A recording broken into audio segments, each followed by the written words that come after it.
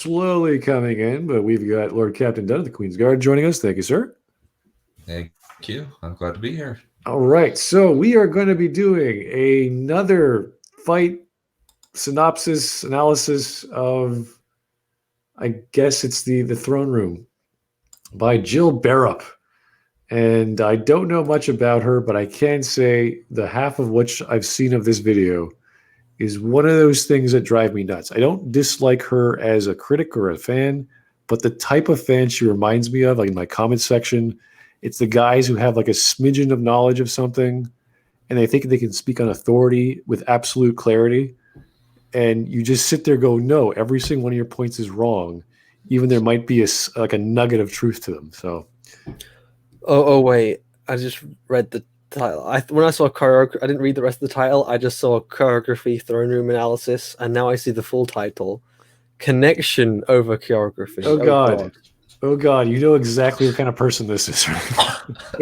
I thought this was going to be sweeter because it was going to be someone saying, "Oh my God, the choreography of this is like amazing, and it's got this, and oh my God, look at this." And I thought that was going to be like really easy just to floor, but oh boy, now we've got this, which is going to be more painful. You're not entirely lying there, because it seems as if it's kind of like, this is good. I like this, and this is hard to do. That's why it's good. You're like, oh, okay. Jill. You can get people who will play around with fucking sticks, and it would have more convincing choreography than this. And apparently battle that cost them so much money to fucking make. Apparently it took like 5-6 months. I can't believe that. I'm really sorry. I just cannot believe this. I think it didn't take. It was on and off. I think it must have been over. Like they weren't working on it every single day. Like they spent maybe a couple months, like spending a couple days a week training, and then they spent another couple months like setting up a set like overtime. I don't think it was all they were focusing on. I think it was just something they were focusing on as well as other things. They have a start in January, then they had other things to do, you're right, and then they finished in like July or something. It's possible. Yeah. Here's a super chat from Criminal Imagination. Thank you, sir. This was like someone who can tell me about combat and swordplay. Heavy sarcasm. I actually watched Shad's hour-long TLJ analysis, which was like the first 10 minutes, like, wow, this guy knows so much. And he goes frame by frame. Yeah. So I wasn't going to ask for Shad to come on because she almost says nothing relevant to fighting.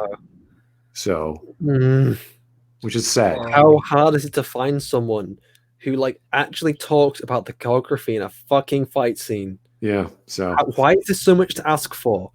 How is it so hard to talk about the fighting in a fight scene? It's kind of like this is what Jill did. She went to a class and she graduated the class. She did other classes, and that's class? I don't know how to fight on stage, essentially. So that's fine. That's great. She obviously has a different perspective than the rest of us, but you then don't use that knowledge as like a club to say, well, everything's good now because I know how everything works. She's like, no, Jill. Also, it's good. There's a thing where you can. So if you go into the live comments rather than private chat, you can like highlight comments on the stream that you want to highlight.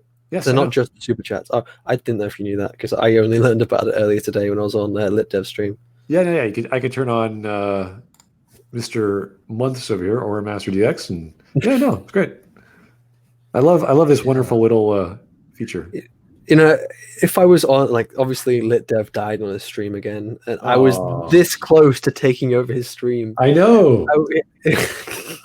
I did that for 30 seconds on the last time I was on his stream. It was hilarious. It's like, I think he was sending me the link to his stream, but before he sent me the link, like, his internet died. I was like, no, I could have had the stream for like a whole fucking half an hour. So I could have. Like I just joked in the comment section. Well, welcome to the Shiny Show. Pretty much. My stream. I especially like comparing this to the Obi-Wan v Anakin fight. Like, even if there's some measure of like semi like pretty shaky writing on that fight, the choreography is amazing. It's very flashy. It's very kinetic. It's very focused. Yeah, but there are some moments you're like, wait a second, what did they just do there? What is it? They both double flourished. Like, every 5 seconds, every 5 seconds in that fucking fight scene, I swear to God, there is something bizarre going on. Just the ones that I can think of off the top of my head. And like, obviously, what everyone said, the disappearing knife. There's Rey kicks one person and 3 people get kicked. There's Kylo Ren stabs his lightsaber into the ground and they all go to attack his lightsaber rather than his head. There's another part where someone throws away their weapon before they're stabbed. There's another one where this guy is just sitting in the corner waiting for his turn. It just keeps going and going and going, and there's so many problems with the scene, and it just makes you think, did no one think about this? Did no one think about this fucking fight at all? I actually just watched another video of Daisy Ridley, and she says she only saw TLJ once on the premiere, and so she was doing just the fight, just the throne room scene. I've seen that. Where she talks about it, and she says, "Yeah, it was so bizarre." And she said this one scene she did 25 times, which was a dolly shot, and it was the one where it goes from Kylo to her, and that was 25 takes. Okay, I was like, that was 25 takes. No one said anything. This is after months and months of training. What? I forgot about that. Oh my goodness. What? So I was like, how bad was the choreography? How does Ryan give a shit? He's like, hey, give it to the choreographer. I don't care. It's like, yep. Okay.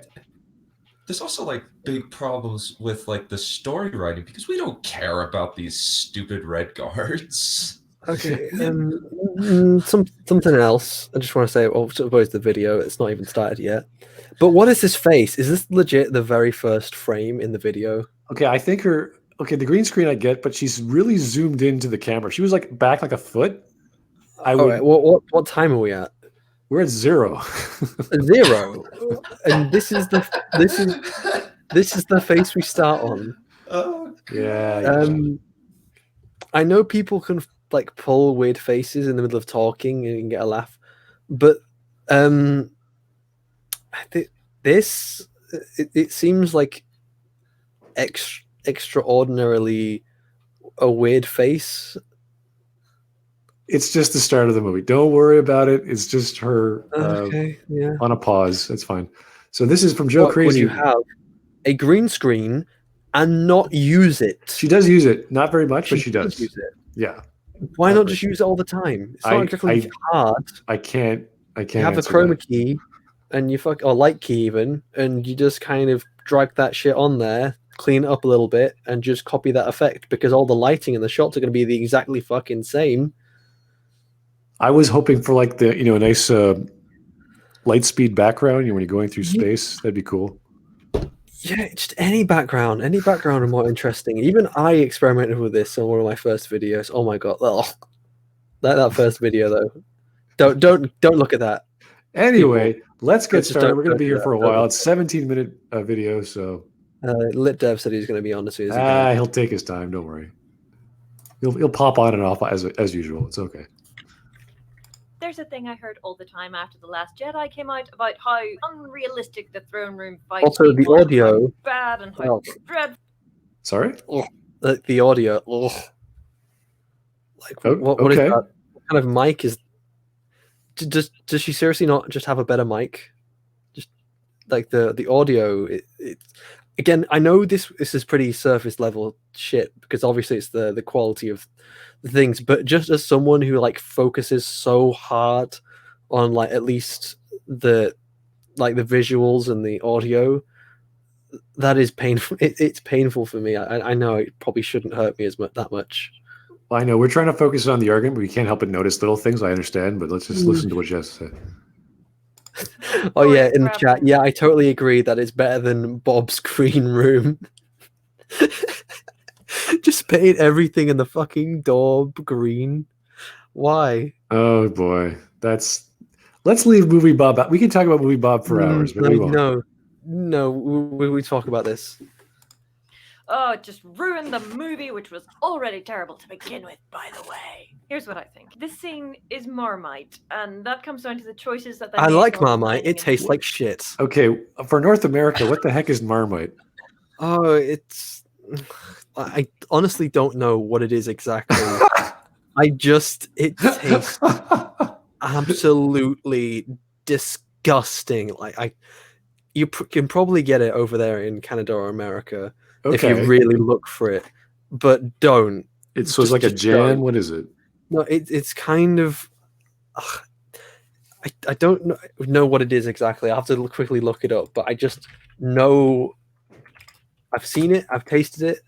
Marmite is a food spread made with yeast extract invented by a German scientist, originally made in the United Kingdom as a product of a byproduct of beer brewing, and it's produced by the Dutch-British company Uvela.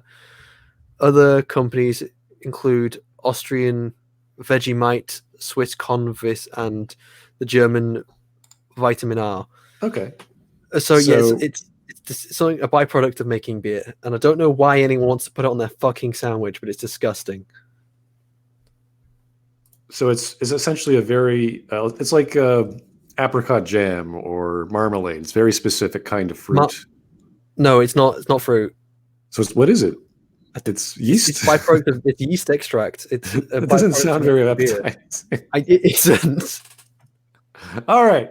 So she admits it's a weird acquired taste. Okay, let's give her that. No, it's not an acquired taste. I don't know why anyone likes it. It is beyond me why anyone likes it.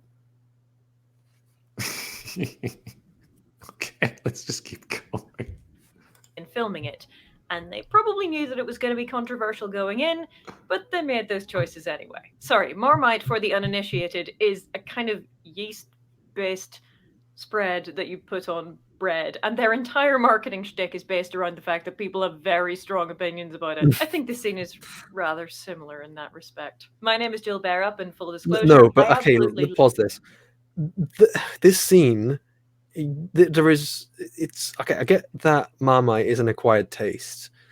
You know, you either love it or you hate it. I get that, but that is very different to a scene which you can look at and find all these problems with it. You just a list of problems.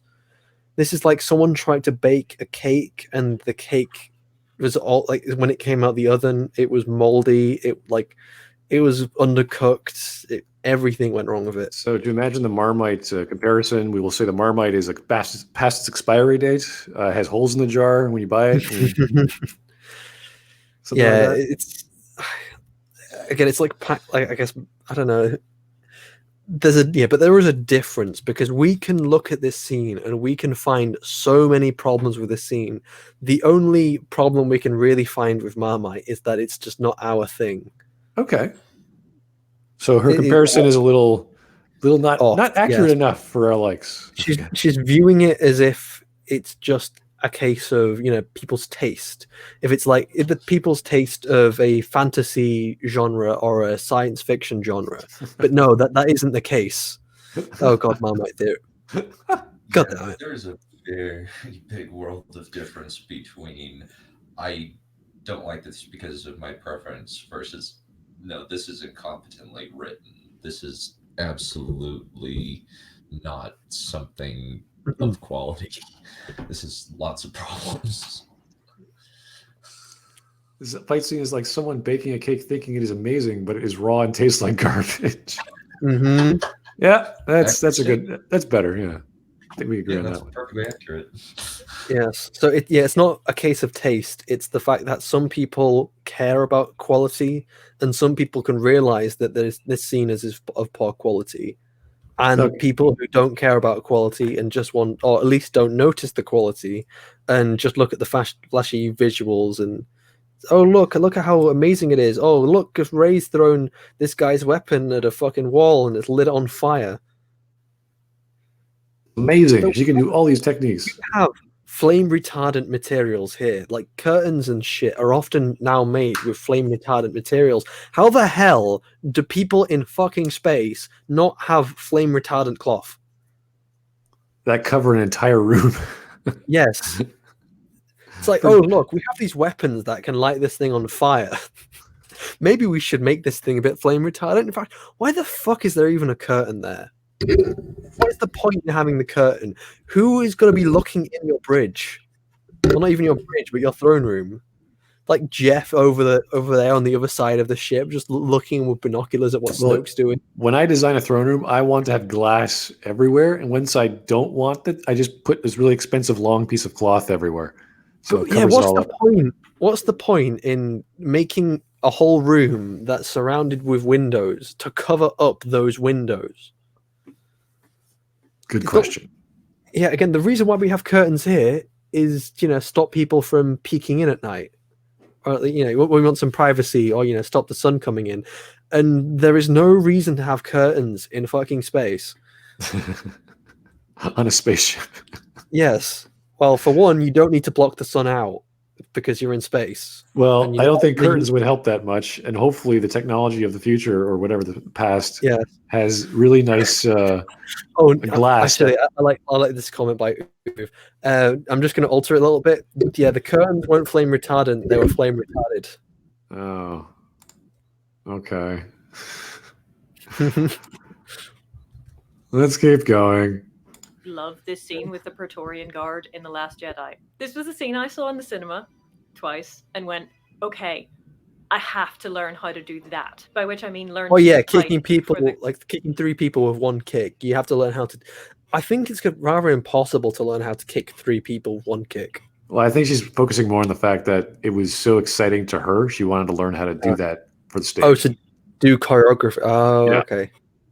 Well, I would say look at other films and other things. As far as I'm aware, The Witcher has very good fight scenes, but I haven't there's all kinds of great movies. Fight scenes. Like there's a good example of the reverse grip where it's used to an advantage. I think it was what she had told me. Oh, that's cool. I did. That's the Battle of Blaviken, probably. Yeah, it's there's all sorts of great choreography in other films that are like 30, 40, 50 years older. And this was just one of the worst we've ever seen. So, if she's inspired, The Witcher also had, as well as great choreography, it also had great cinematography.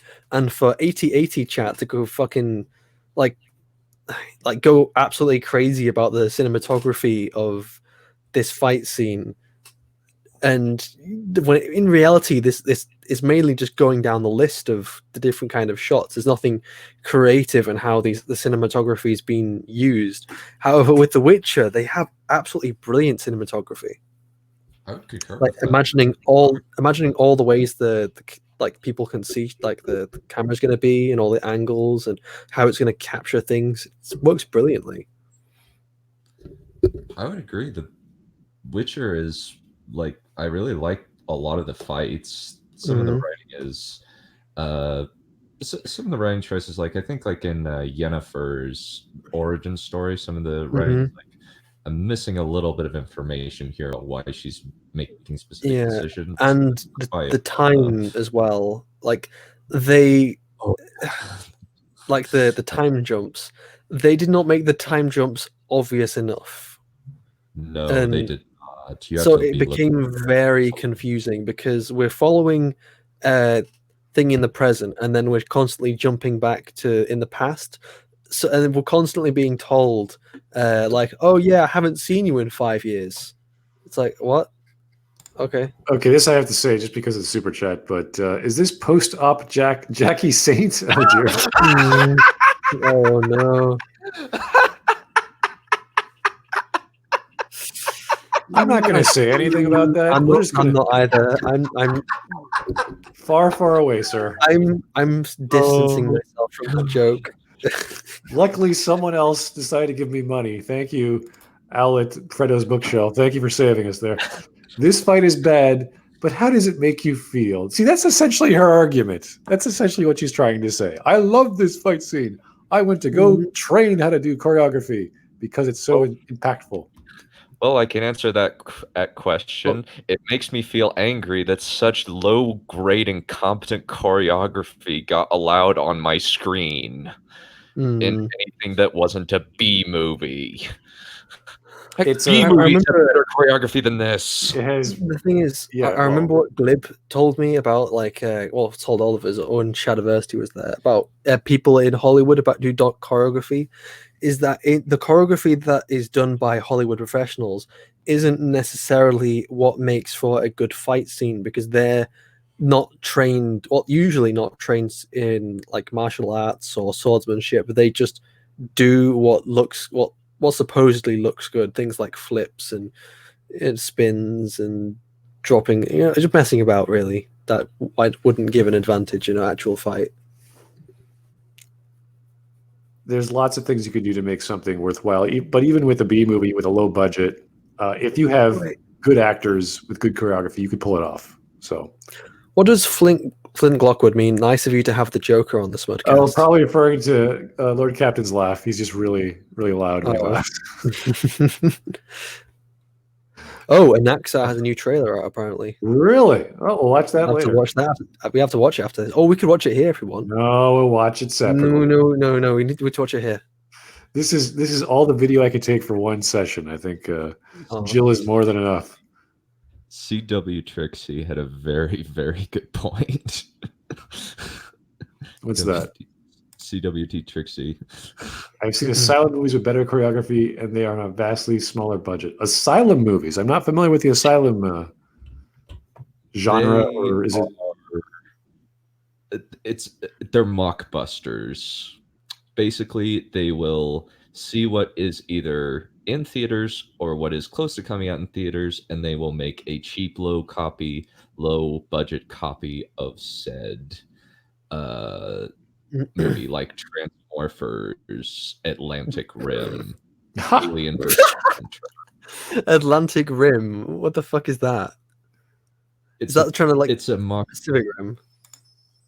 Yep, it's supposed to be a cheap, crappy version of Pacific Rim. Just name any ocean, I like Black Sea. It's like Black Sea Rim. Okay. Oh god! I would watch that movie. What a fucking rim job! Yeah. What a Ryan job. Let's go back to the Ryan job, shall we? The camera rather than learning to use a lightsaber, though that is still on the bucket list. And so I googled stage combat near me and then spent a week in the back end of Kent learning how to fight people with swords for the stage, as opposed to learning to fight people with swords. Yeah, that doesn't look realistic Important whatsoever. distinction. Stage combat is all about looking convincing while committing violence, while not actually injuring yourself or your fellow actors, because you're going to have to do this same fight every day and twice on Saturdays for the entirety of the show's run, or 50 times in a day for the movie you're shooting. Think of stage combat like a cooperative martial art, or possibly list. And so I googled stage combat near me and then spent a week in the back end of Kent learning how to fight people with swords and explaining why it contains mistakes and anticipation and a VFX'd out knife. And at least I'm glad that something good came out, or at least I hope it was something good that came out of this movie. I'm glad you maybe found a passion or a hobby through this. But then again, it's kind of like, really, this is what was stopping.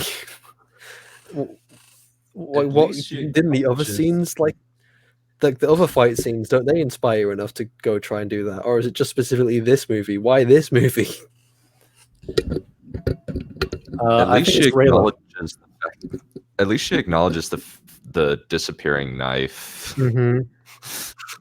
I know, but the people who acknowledge it just end up having the argument of it doesn't matter. And it's like, they try and make it like, oh, this is the only problem within this, the fight scene.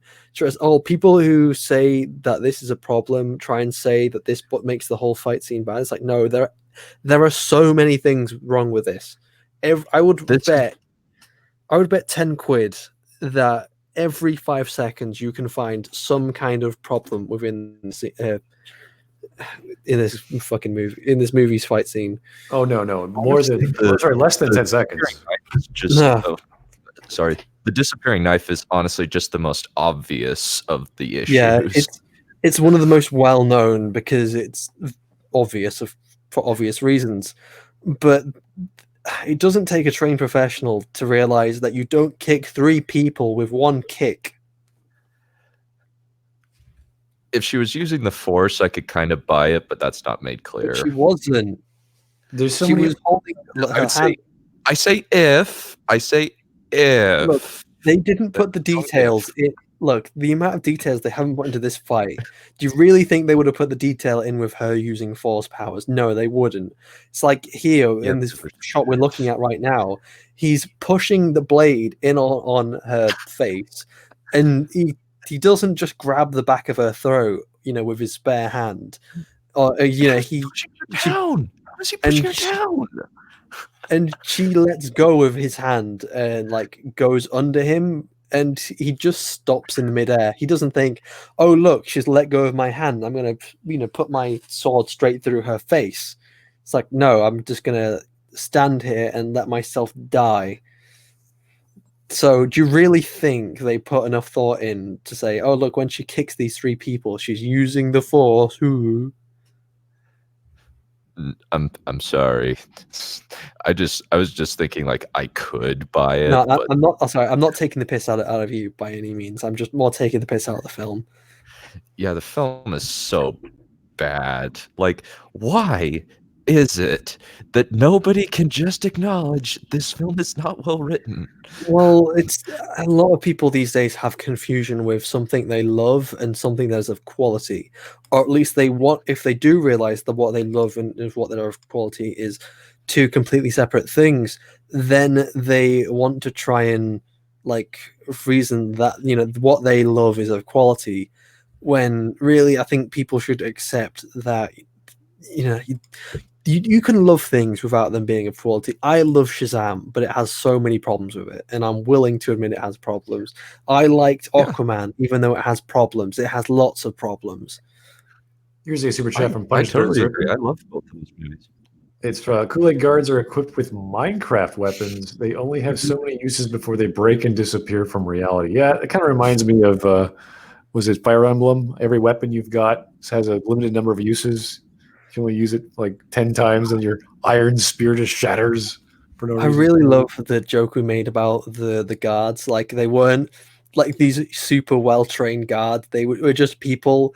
They kind of just they say, "Hey, look, Jeff, Gary, we're gonna need people to stand in this throne room and look really intimidating, but you're not actually going to be fighting anything." And here's Glib. Thanks for joining us, Glib. How's it going, man? Well, it's funny. I'm late because I went outside before the show just to get a little bit of sun and have a smoke, and then. What do you mean go outside? You some kind of fucking crazy man? I need the. I'm getting really pale, man. Anyway, so I'm standing there, and I walk over to where my backyard is, away from my driveway because it's connected, and then I look back underneath my car and I see a possum, and I go, "Oh no," because it's not moving. So I have a dead possum underneath my car 10 minutes before I have to come on this podcast. So I stood there and I was just thinking, should I wait 2 hours or something? And I was like, fuck that. The longer I wait, the more this thing is going to decompose in my driveway. I already don't know how long it's been there. So I had this whole morbid ritual thrust upon me that I had to go through to throw out this possum. And the way that I got through it, not that I'm like a bitch or anything like that, but the way that I can mentally deal with that little part of me inside that's touching a thing that's not alive anymore was I was just thinking about all the soldiers that had to do that with their friends. So I was like, man, this is nothing. I can do this. So I just had all my rubber gloves and all that shit. That is fucking morbid. Well, that's what happened. I mean, that was life. So now I get to have my little scotch and I get to sit here and have a good time. So hopefully I got that out of the way. All right, we're talking to a lady who was so inspired by the Last Jedi fight scene, she decided to train herself in fighting choreography. I've been listening when I did I was taking my shower after I had to do that. So I thought the story was going to turn into it wasn't dead.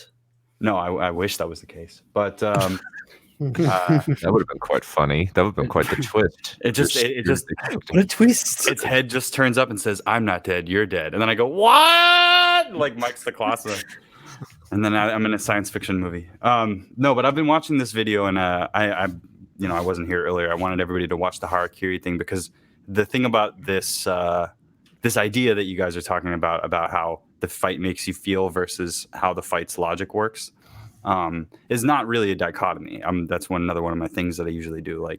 the emotional impact of a fight scene can have everything to do with the technicalities of it, because it's all about combat is all about facing off against strengths versus weaknesses and trading things. So there's so much logic, there's so much heart, and there's so much emotion that you can get out of just a fight scene, especially when you take into consideration why people are fighting. So I'd love to hear more about why she's so inspired, and I'm sure that she has her own reasons. All right, let's keep going. Or 50 times in a day for the movie you're shooting. Think of stage combat like a cooperative martial art, or possibly bizarrely violent dancing. I got 3 basic or standard level qualifications that week. I also got hooked. So 2.5 years, 3 basic, 3 intermediate, and 7 advanced qualifications later, here we are, explaining why I love the throne room fight scene so much, and explaining why it contains mistakes and anticipation and a VFX'd out knife. Again, and was a pause. yet There was literally just shown on camera the moment where Kylo stabs his sword into the ground, and they all go to attack his sword. Again, His there are lightsaber. dozens of problems, as we've seen with Shad's video. Let's not go through them all, okay? But he stabs his fucking lightsaber into the ground. Yes, we know, Trey. So fucking retarded. Yes, we know. But hey, this show must go on, right? Well, I'm not going to say I don't care and neither should you, but I am going to tell you why 13 stage combat exams later doesn't actually bother me that much. Here's the first. Okay, so she saw the movie. She got so inspired. She went and did some programs. And then she thinks back to the movie and goes, you know what? It's okay. No kidding. Yeah, no kidding. That's not an argument. That is not an argument. So the Last Jedi Just is good. because Is that what I'm hearing now? Is that what we've been all just convinced because of the Last what Jedi is Glib good? said. Just because of what Glib's like told us on the Shed stream, like I'm very hesitant to like say that you're some kind of authority after you've been learning like martial arts for like film and TV, because anyone can fucking teach that shit. They don't actually have to have like a proper like thing. So I would trust, I don't know, I would trust a sense like say Sensei Wainoto, who's like trained for all of his life and he's like world renowned in karate. I would trust him to do choreography more than I would trust a Hollywood martial artist.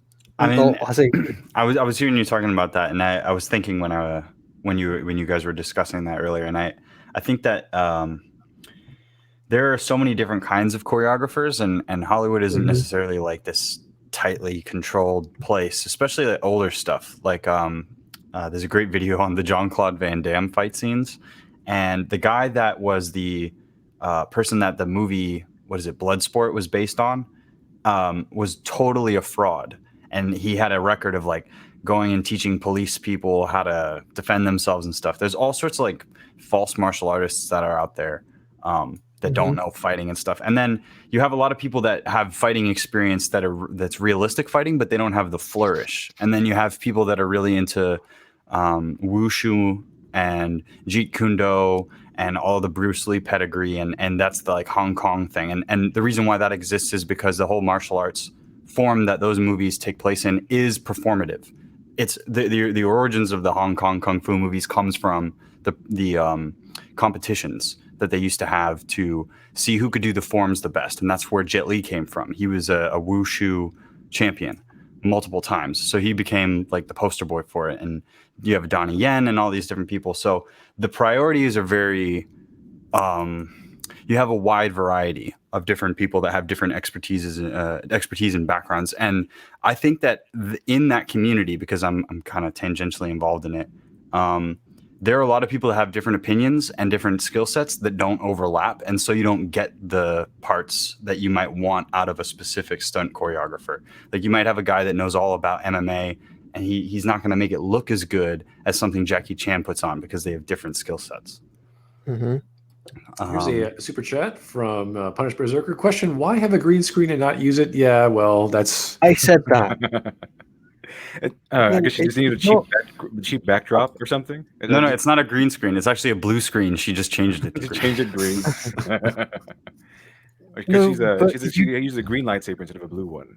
If you like, okay, so obviously throughout this entire video, it's all going to be the exact same lighting. It's all going to be the exact same camera work. So you need to do very little other than set the light key up to like one of these frames, like clean it up, make sure it's perfect. You can use that shit throughout the entire video. Just play the fight scenes that of your practicing in the background, or play other things in the background. Well, personally, that's not. I don't think that works, just having footage. I think it works better to have some kind of background, like you're pretending to be somewhere, or like say some kind of. Let's see what I wanted to do Put her on the moon. originally. Put her on have 1970s news desk. Put her on I wanted to have some kind of science, like sci-fi background. like but oh, in yeah, the- yeah. Star. That'll work. Just don't make it That'll look work, as dude. bad as Angry Joe. That's all. Well, Angry Joe isn't Angry Joe's that not bad. in his green bad. screen. By the way, I don't want people to think that just because I throw shade at people for their stuff, I don't like them. I think AJ is a funny dude, but Yeah, I love Angry Joe, but Here's just being serious, I think Joe, his too. background's He's like, fine. acknowledges that- Mm-hmm. At least He's a he goof. acknowledges that Rise of Skywalker is trash.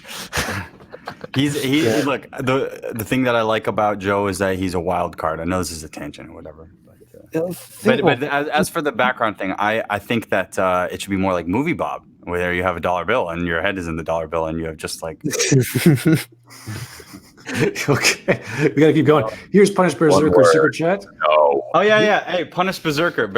Can I read that out? Because he knows exactly what I was talking about. Yeah, Do you go mind, for it. Spud? Okay.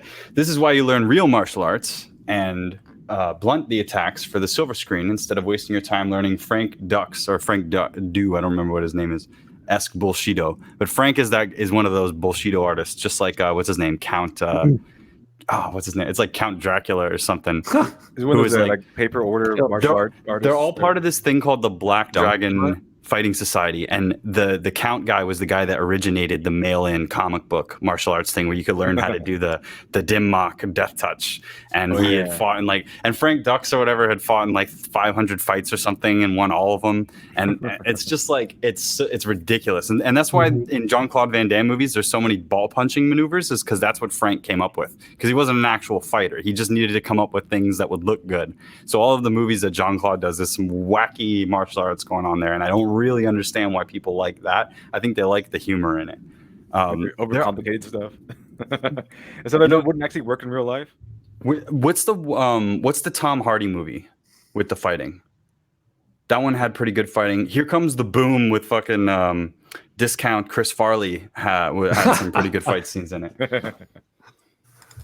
Here's another super chat from Punish Berserker. Angry Joe's as funny as an impacted wisdom tooth. Ouch. Okay. Hey, that can be funny sometimes, man. Just not when it's happening to you. Yeah. Yeah. I just know that Angry Joe recently got eviscerated by Razor Fist. Yes, he did. Oh, yes. The thing is, yes. Angry Joe is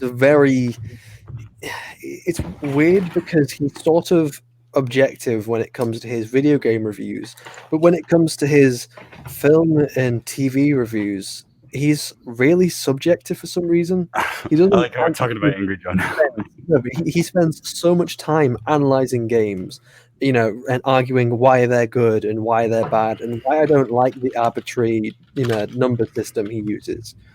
He puts forward arguments for why it is of good quality and why it is of bad quality, but that's just not what he does for his film reviews, because he just sits there and watches a film, goes straight out of the film and sits down with his friends and just talks about it. And that's not really how you do a review. That's just that's just your initial feelings. You haven't had time to properly digest the information, to properly analyze the film. Yeah, I would concur with that. It's similar to how Brad Jones does his midnight screenings reviews. Mm-hmm.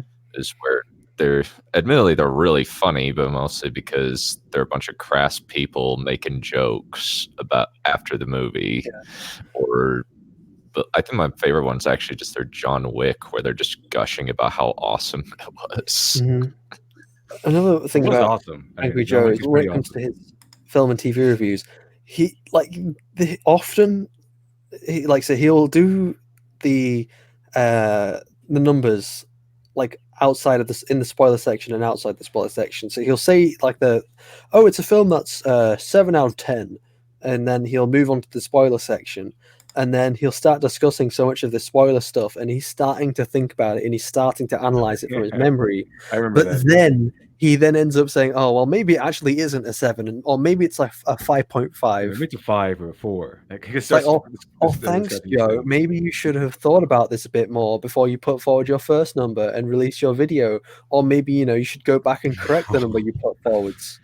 It's whatever. I don't really go to him for that. I understand that those are objective criticisms, though. Here's a super chat from Stephen Alvarez. Food for thought.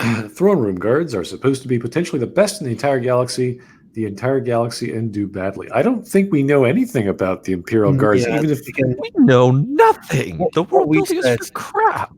What we said in Shad's stream is that they were just random stormtroopers who were just kind of pulled off to the side. They thought, okay, look, you're not going to have to do any actual combat. You just have to sit there and look cool. And then all of a sudden, like, Snoke dies. It's like, oh shit, what the fuck are we going to do?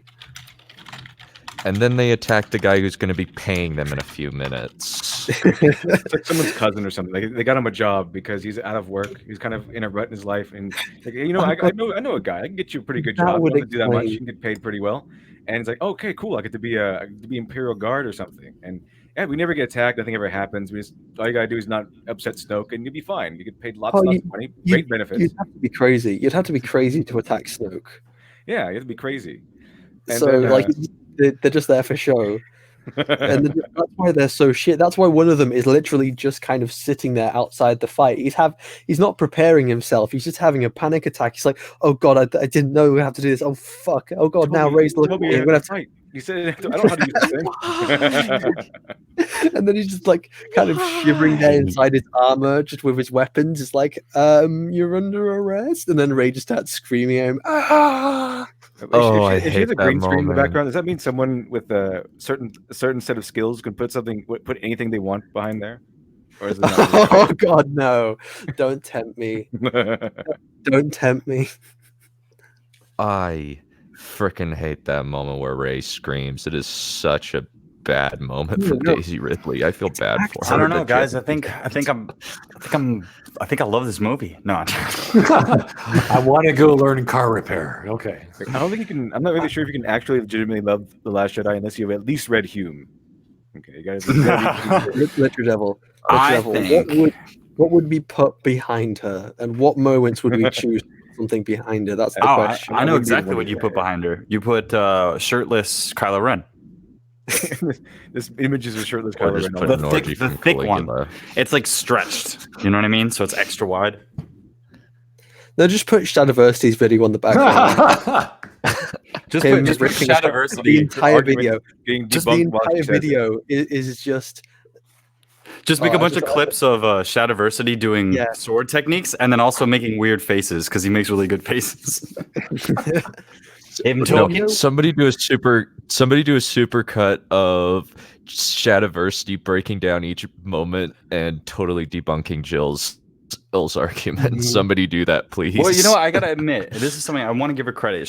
She actually hasn't made too many poor points necessarily. She's been pretty honest about the fact that there's flaws in it. So I do give her some credit. It's when we get to the core of the argument that it's going to start to break apart. Here's a super chat from Oren Albert Mazel. Thank you, sir. Glib knows too much about Hollywood. They're probably already planning to take him out. Be careful, Glib. They're coming for you soon, man. Who do you think put that possum? CCP agents that want me out. They're teaming up to give me the. It's not a dead horse head. It's a possum on your. Yeah, it's a dead possum. They're like trying to infect me with a dead possum they shipped in from Wuhan. Hashtag it's Glib didn't kill himself. Glib didn't go. Well, I don't know. Let me, for all the CIA agents listening, no, I don't really know people's inside business like that. I know stories that people talk about on the sets that I think are really funny. I know things that are insightful that I think people should hear. And I actually don't talk about a lot of stuff. I don't really give away a lot of people's dirt because I don't think it's really interesting to talk about that kind of stuff. What I do is I do expose people that I think are pieces of shit. I will do that 100%. And I'm not afraid of them because their careers are going to be over soon. Weinstein was just the first. Here's another super chat from Punished Berserker. Thank you again. Glib-free Facsimile didn't kill himself. No, I actually killed Epstein. It was a good bounty. I got 2 Bitcoins. just a bounty hunter making his way in the galaxy. That's right. But, 2 Bitcoins and then Bitcoin crashed. And have so it's- any of you ever seen Enter the Dojo? It's a No, YouTube can't say I video. I have not. Okay, so it's basically in America there is a lot of very dodgy practices of karate to the point where it's no longer karate because there is no kind of set standard. And Enter the Dojo is it's a parody of American that YouTube show, karate. yeah. Yes, it's a parody of American karate, and they're always basically taking the piss out of it, and they do what they call a miradote. And I just can't help but imagine he was like this guy from Enter the Dojo was on set just because Master Ken, yeah. he's always making up all these like really bizarre moves that just wouldn't work in real life, and they're just really stupid. And that's the only way I can explain how the hell the scene is so retarded. Essentially, he grabs crotches all the time, yeah. Yes. So, yeah, it's a comedy thing. It's kind of like, was that I Am Ninja? Is that I think 10 years ago, there was that guy doing all those stupid parodies of being a ninja and the lifestyle of a ninja, all this crap. And then they actually did a parody with him as well as Master Ken. So, anyway, that's a little side tangent on the YouTubes. Get back to our green screen later here. Well, I'm not going to say I don't care and neither should you, but I am going to tell you why 13 stage combat exams later doesn't actually bother me that much. Here's the first thing I want you to bear in mind while watching this scene. Why 13 stage combat exams later doesn't actually bother me that much. Here's the first thing I want you to bear in mind while watching this scene. Disney's Frozen, with a budget of $150 million, is an entirely animated film, meaning every single frame is under the precise control of the animators. And there is still a shot at a really pivotal moment in the super climactic emotional song where they just straight up passed Elsa's hair through her shoulder like she's Shadowcat because they couldn't make the shot work any other way. And I mean, So Yes. Okay, now I'm not an Yeah. expert on 3D animation and modeling. I can Well, ask this to anyone. thankfully, you have some with experience here. And I would say that not every single it takes work to make sure that every single frame is perfect. However, there are certain things what you look at in animation and you just kind of wonder why. Because usually when you're working with hair, you're not animating the hair itself, you do physics for that shit. You just have the hand of the character move it. And so it has to have been done on purpose. Because there is no way. It's a mistake, right? No, Or- but Yeah. no, it's a mistake. Doesn't make hair. sense The otherwise. hair it usually works with physics. So, and obviously it would have colliders with the actual body itself. Right, so it just failed. The mesh failed, so it clipped. But you can see there, like it's colliding against her shoulder. It's not going through her body. So when it goes around, it should have clipped with the body. And if it clipped with the body, it would have glitched out in some manner. However, because they wanted the shot to work in a specific way, it seems that they forcibly let the hair through the shoulder. And that to me is stupid. Why would you do that? And I've seen similar things with Star Wars Rebels. So there's one shot of Star Wars Rebels with Ahsoka specifically where she flips her lightsabers around and her lightsabers go through her fucking hands. And it just makes you question who thought this was okay. This is not how you do animation. This is abuse of 3D. So the super chat is from Antihero69. What does Frozen have to do with Star Wars? And the answer is that what I suspect she's going to say is she's going to say that in 3D animation everything's under control, blah blah blah, but when you're working in like the real world, not everything is within control. That leads to mistakes. And then she's pointing out, they even have mistakes within a fully controlled world, or something along those lines. Or that's what at least I suspect. I actually did see this clip. It was a musical scene. I watched it, I don't know, maybe a week ago, and I didn't know it was coming, but my eyes went, wait, what just happened there? So you do actually have to pay attention. So it was such a quick thing, though, that most people wouldn't have noticed. But if you have a discerning eye or you're highly critical, they could have easily fixed this. They could have just had her flip the hair over her shoulder rather than going through it. It's not hard. Right. Well, at least compared to having to turn off the constraints for 5 seconds so it can pass through the fucking body. That's the comparison she's making, but again, it's not the end of the world. Very different context. It's something. It is something I hate. I get what it is. You have control over these fucking scenes. You shouldn't do this. It's an error. It's just an error. And she's trying to say, like, oh, even a huge movie where everything is under control, it still has errors. And it's like, yes, we know that. That doesn't make no, but there is an excuse. It's a human error. But you can still note it and be like, that's an error. And then everybody agrees. She agrees. And then we get to the next question, which goes, what does that have to do with choreography? The scene didn't change its choreography. This is just a technical error. It's not that bad. It's not that big of an error. It's definitely not as big as a disappearing blade. But even that, it's definitely not that big. Hear me out. Okay, look, the disappearing blade is still not the reason why the choreography is bad. The choreography is bad independently of that. So this point is moot, except for just saying that the dagger is okay because Frozen had an error. But that's just not right. That's just admitting that 2 Disney movies have errors in it, and that's fine. All movies have errors in it. It's not. This is not excusing anything, because any argument that you can apply to movies in general is not a real argument. It's just, But there's another thing about there are sometimes when you have one artist doing the animation, like because they'll be working on a specific scene and doing this, doing that, and the other. There is people, they can forget about something in the background or something in the foreground. However, when it comes to something like an actual fight scene, an artist, if the fight scene was being animated, specifically the part with the disappearing knife, the animator might have just forgotten that arm because of the way the camera was. However, the person who's actually in the suit can go up to the director and say, hey, look, why aren't I doing anything with my arm? I'm just kind of lazily doing it like this. And the people on the set can also ask these questions because there are so many more people who can actually think about it.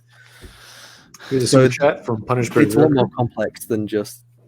Movie A did a bad once, therefore it's okay if movie B does 500 bads in the span of 3 minutes, therefore movie B is good. Flawless logic, Jackie. 500 is being very charitable. That's basically the argument. This movie had a mistake in it, therefore it's okay for this movie to have more and more horrible mistakes in it. I would say it's very much down to how many errors are in a thing. So it's obviously it's better if you only have as few errors as possible, and there's going to be errors in some degree. Sorry about that. Just kind of knocked my glasses case. There's always going to be errors to some degree in a film. You just have to try and make sure there's the least amount of errors as possible. But if you just have something which is just laced with errors, it reeks of laziness. It absolutely reeks, and that is not some kind of mentality you should have towards making your film. Yeah, it's so lazy. It's basically like, we took 12 takes and that was the best one. Yeah, the Daisy Ridley argument. 25 takes in this pan shot. It's like, yeah, wow. It still sucks. Yeah. So, Glib, you can probably shine some more light on this. Did no one ever think about the choreography while going through this thing like 1,000 times? Maybe you'll have a little more insight into it than I do. But I would have thought the people doing these moves would have questioned, why they're stabbing the lightsaber into the ground and then everyone attacks it, or why. I just saw a question. I get what you're saying. I get what you're saying. They would have questioned it, the people who are doing these movements and actions. Okay, so there's a couple things there. One is the thing you said about how he stabs it in the ground and like flourishes. That's what Shad would say. It's like flourishes, things that you just do to make it look more interesting. And then he also said that there was beginner swordsman techniques that get used. And I asked him specifically, like, if you have an unskilled combatant, somebody that's an actor that doesn't have that much training, you'd give them the basic flourish techniques. So you build the scene around the visual component of the flourish. That's one thing. And then the next thing is that the spectacle of specific actions that somebody in the sequence might want to have, like, oh, she drops the lightsaber. That's something that somebody heard on the set that day. Literally, this is the story. And then the stunt coordinator came up with it and then decided to throw that in there. And they didn't really think much about it. And then I heard the fight choreographer say about The Last Jedi, he was like, I thought it was going to take 2 months to teach Daisy Ridley how to do this. She learned it in 3 weeks. And I was just thinking, so what's the actual time that Daisy Ridley has actually had sword training? It's probably only a couple months for a couple hours a day. So there's amateur sword fighters out there that could do everything that she could do better. To me, she looks like she's swinging a baseball bat. So you have the combination of not that much training, not that much consideration on the set, not that much preparation because they're just throwing things in there. Too much focus on the spectacle of something that doesn't necessarily make any sense. And then not a lot of oversight. So even Daisy Ridley had more training than Rey did? Yeah, exactly. It's hilarious. But what I meant more specifically was, so for example, the Kylo Ren stabs his lightsaber into the ground, and then everyone attacks that lightsaber. And That's just dumb. Yeah, something that you don't need. It was training in choreography. It's an error to have the brains of moths. It's but just drawn to lightsabers. You guys know what the intention of that was. It was supposed to be a shot where all of them attack him at once, and then he stabs downward, and they just couldn't get the timing right and didn't spend enough time. One of the things that Jackie Chan says is so great about working in Hong Kong is that they understand that their product is the kung fu, so they're willing to sit there for hours or whatever, just getting one thing right. Because the movie, as Jackie says, lives forever. The day that you're shooting can pass. You know, it costs a couple $1,000s or whatever, but you're leveraging the investment that you do on the set to have a 10, 20, 30 times return on time, energy, and everything. The movie lasts forever. It's going to be seen by millions of people. So you want to take that time and do it. And obviously they didn't do that with The Last Jedi. I can't think of anything in that movie that's really refined. We need some more Stanley Kubricks. We need some more Stanley Kubricks in here so they can say, no, you do it again. We're going to do this for years and years and years. Yeah. It doesn't matter how long it takes. It's going to be perfect. And then we'll move on. There's a hilarious story about Kubrick where he was fighting on, he hired this really good director of photography. And he told Stanley, he's like, you tell me what you want and I'll light it the way that I feel like that will be. And Kubrick was like, it's my set. I'm going to have it the way that I want. And if you don't like it, you can leave. It's like, that's totally what people would think is like authoritarian or like a Ridley Scott thing where he, the thing where Ridley Scott's the kind of guy where he needs a cup to be shot on the set of his movie in Blade Runner. It just represents a bullet going through the cup and hitting the other character. And he looked at like 50 different cups to find the right cup because that one set piece that he knew was going to be have an effect on the audience and is for a couple seconds only. It's not going to be noticed up until that moment. But if that cup looks like it exists, this is a common science fiction problem. If you have something that people recognize in real life, it's going to take them out of the movie. So like, those prequel communicators that are actually the female shavers. I remember my mom when I was a little kid, that was her leg shaver was Qui-Gon's communicator. And so I was just that's it helps goofy. With cosplay, I guess. It makes it easier to do that, sure. But the idea is that you want to make something look alien enough to fit in that environment. Well, I believe in the Clone Wars they had they took that and kind of science fictioned it up a little bit, so it had the same shape, but they messed with it to make it a bit more unique. I believe, anyway.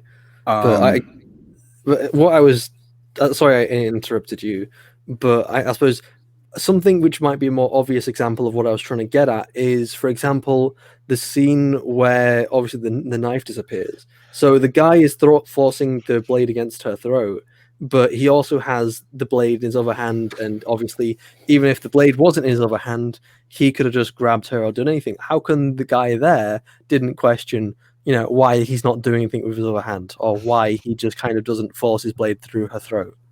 Because again, that's kind of, surely he would just know he's not doing anything with his hand. I don't know what to say to that. Again, this just kind of makes me think, how have they done this? When I watch the production of The Last Jedi, I see a man that's at the center of everything and has put himself in the position to be a resource for everybody to go to, that he's like the guy. And he has his little team with him. He has got his producer guy that he's always worked with, and he's got his director of photography. And that's what the perception of people on the set must have started out with. And then as I watch more of the documentary and I see like people's reactions, there's things that Rian Johnson wanted in it that looks like nobody in the technical side understood why they had to do it. Like the sea cow thing. When the guy in the behind the scenes thing is looking at it, he's like, he's confused about why he has to spend so much time and money on this giant sea cow thing. Like he's looking at his own creation, like he's disgusted with it. Go back and watch it if you can. It's hilarious. But what I see is somebody who didn't really know what they were getting into because they hadn't really thought it through. Because the first time in Rian Johnson's life, he was working on someone else's content. Yet he's applying his formula, which is all about his own vision this whole time. So you have this person who's just completely fish out of water and has all this pressure on them. And the producer, Kathleen, seems to be smitten with him. I don't know what it is that she's so in love with about him, but she must think that he's like a genius or something. So you have all this authority vested into these people that are completely incompetent. And you have all these eyes on the product because we've been fans of it for like 40 years. So like we notice everything. They don't because they're not us. Here's a super chat from Mariner1712. Thank you, sir. Contrast this with Neeson, who knew fencing back in the first movie. So it does show a little bit, but that's mostly, I think, have to do not with the actors, but the choreography, because the choreographers can teach the actors how to fence or how to at least do the moves, not necessarily the best or the way, let's say, Mark Hamill was trained in karate and what was it, kendo, actually? I think he was actually trained in that to do the moves, but the choreography from the episode 4 was not as complex. And then Luke Skywalker taught Kylo Ren kendo. Oh yeah, is that how it works? Yeah. Well, Luke knew kendo, and then he gave it to Kylo, and I'm just wondering how many people are not going to get what I'm referencing, right? Oh, I know. I was there. I saw that stupid video. Here's another super chat from Punished Berserker. I think he just wants you to dance to his tune here. Shiny, please say, "I can't believe you've done this." What's that a reference to? Can't believe you've done this. Is that I haven't done it right. It's a meme. Haven't you seen it? Fuck! I can't believe you've done it. I'll do it again. I try and get it properly, but I swear I can't. Oh fuck! I can't believe you've done this. Is that good enough for you, Punished Berserker? I can't believe you've done this. Yeah, that's probably close. I don't know. I haven't seen the meme in ages. Another thing Punished Berserker is how I fit the glasses in under my helmet. And it's like, well, unfortunately, clones don't have prescription helmets. Kind of like my VR headset. My VR headset doesn't have prescription lenses either. So I just have to put my glasses under the helmet. And it's a tight squeeze. But I managed to go. But unfortunately, leaves these horrible marks there. But what can you do? Okay, gentlemen, we're turning into EFAP now, so we have to speed it up. Yeah, that was my thought too. We're turning into EFAP. Let's keep going. Her shoulder like she's Shadowcat because they couldn't make the shot work any other way. And I mean, did people notice? No, they did not. Well, I mean, they did, obviously, but did most people notice? No. And even if you go looking for Fair it, enough. because it's in the middle of that super emotional climactic scene, you might still miss it. I mean, they also turned a ribbon-laced bun into a French... Go looking for it, because it's in the middle of that super emotional climactic scene, you might still miss it. I mean, they also turned a ribbon-laced bun into a French plat, but apparently we've just decided that was magic, so... Okay, this is a fight scene which lasts for over 2 minutes, has things really being set on fire, and is performed by actual humans. I just want you to bear that in mind. So the background to... Well, yeah, that's even worse now. It's not an excuse because there are people who do fight scenes. There are fight scenes in previous movies which have more things going for them that people have thought more about. Any of the both of the fights in Empire Return and the Phantom Menace and Revenge of the Sith, both have better fight choreography than mostly because it's going to be blasphemous, but I would say the fight in Attack of the Clones is better than anything in the sequels. I don't think any of the fight scenes. I don't think any of the fight scenes in the prequels are bad. I think you'd have a really hard time saying I agree with that. They aren't bad. They're very well choreographed, and Christopher Lee knows his fencing. He's done it for years. And they did a good job of having mixing up the stunt actor and him, and giving him a style that was for old people, and making it mostly about force powers, which is a wizard fight. But the real heresy is to be like, I think that the Obi-Wan versus Darth Vader fight is more interesting than the throne room scene, where they're just clacking swords at each other. Because at least in my mind, when I was watching that, I was like, okay, they're really old. And, why isn't, Vader able to kill him? And my young brain, my, 12-year-old, 10-year-old brain went, oh, it's because, it's like the Force. Like, obviously he can't just like kick Obi-Wan's ass because Obi-Wan has the Force, and so he doesn't need to make all these movements, but he's like an old man. My brain comes up with headcanon.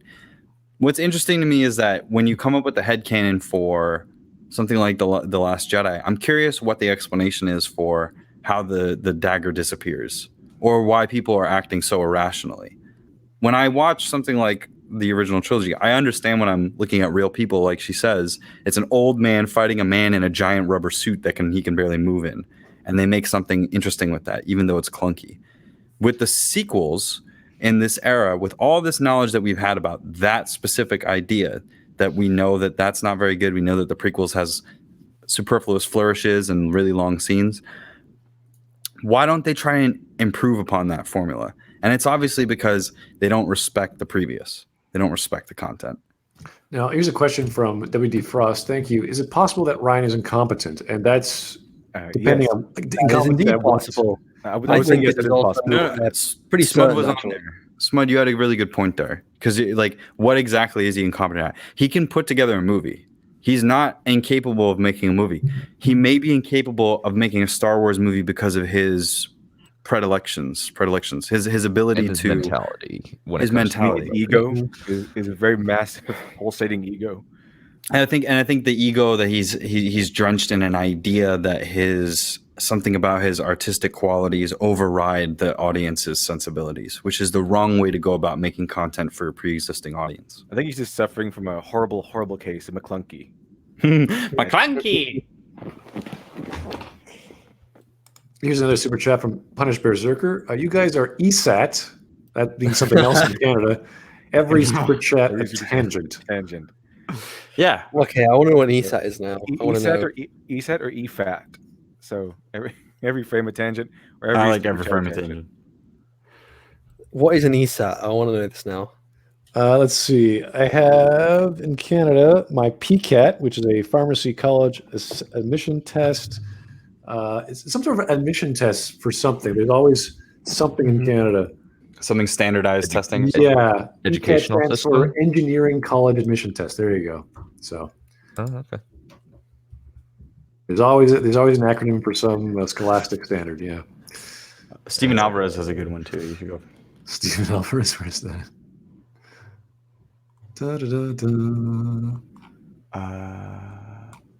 Is she making a case on why Enter the Dragon is bad? Another super chat. I see it. Yes. You got 3 of them. Yeah, I got to catch up with you guys. Slow down. Stephen Alvarez. Yeah. Why is she, I don't know. What is wrong with Enter the Dragon? I'm trying to think of that. And that was one of the most famous choreographed fight scenes, I think. Probably. Well, the way that I look at a lot of the martial arts movies is it's like a curve of understanding. Like when we started out with some of the early kung fu movies from the 70s, everything was kind of clunky. It doesn't really look as good. Even some of Bruce Lee's scenes don't really look that good in like Game of Death. But at the same time, he makes it look really good with all the available knowledge. Then when you get to Jackie Chan, as he came out of the Bruce Lee circuit of Hong Kong actors, he built his own studio up, and they developed a format that got really good. And then with all that knowledge, you have people like Yung Wu Ping that did The Matrix and his school, and I think he had a father that was also a kung fu guy, and they do that's like the John Wick, Matrix, Keanu Reeves, Tiger Chen style movies. And then you have the Donnie Yen camp, which learned from all the previous, and that's kind of like the all-stars of martial arts, where you get the Ip Man choreographers. And each they improve over time. So like if you're like a BMXer or a skateboarder, you know that like Tony Hawk landing the 900 in 1999 was amazing. But at this point, people are doing like double backflips off of giant ramps, something that nobody ever thought would happen outside of a video game. That's kind of where we are with kung fu movies, and so we can't really judge something that we saw from like 1974 to something that was done a couple of years ago. It's just not fair. Here's another super chat. Finally catching up here. The Oniha, I can't pronounce that. The air in Frozen is so tiny that even when you look for it, it's barely noticeable compared to a sword blinking out for no reason. And that's, again, just one of many problems, which that's purely try to be solved with CGI. And Frozen is pure CGI in the first place. So, and it's still an error. It's still an error. You're right. It's still an error. Yeah, exactly. Like your value judgment about how valuable it is or if you noticed it is up to you. It's not up to the movie. And in this case with Jill, I think she's pretty much her blinders or her rosy tinted glasses have just blocked everything. I think that she identifies with Rey, and that's why she's forgiving, because she's like, oh, I want to be a sword fighter, martial artist girl too. And so she probably thinks the precocious girl that goes out on her own journey she's like leading a lot more into it. And I see that with a lot of people like The Last Jedi. That's what the object of Rey was supposed to be. That's why she has no personality. She's a completely empty shell. So people can project onto it. It's more of a romantic story protagonist. Like if the protagonist is a female-led romance story, then that's usually the formula they go with. This formula was not really good for a story concerning a hero's journey that needed a very strong personality in the protagonist, and not an empty shell of a person. I think it's a really interesting observation, because when we usually associate video game characters as empty shells or not much personality, it allows the audience to project their personality or their ideas onto that character. I see that all the time with fan fiction, especially Mass Effect. Every game that has a flaccid or amnesia-driven character, it's like, yep, that's me. Well, the silent protagonist. Everybody knows that video games are basically the male equivalent to romance novels, so... It's very much the wish fulfillment. Usually, if you want to really sell your novels, it's usually either go romance or you go thriller. It's thriller for men usually, and then romance for women. Well, I'll tell you, easily sell stuff. Where I think this comes from is I think this is the Twilight format, where you have a sort of average person that an average consumer can identify with, and then because they don't really know what's going on in their world and in their life, they identify with a character that also doesn't know what's going on, and then so they hope that the narrative then has bigger themes that they can chew into in their own life. I think everybody does something like that with movies, but I think it's pathetic when they do it with something like Reylo or Rey, because those characters are so shallow that it's like watching somebody play with a doll as if it's a real person. You're like, can you learn how to socialize? Like, get out there, like this is like really amateur, work, and it's also really clunky and juvenile intellectually. Okay, talking about juvenile, I gotta read this one. Punished Berserker, she and Rey share a negative cup size. Damn.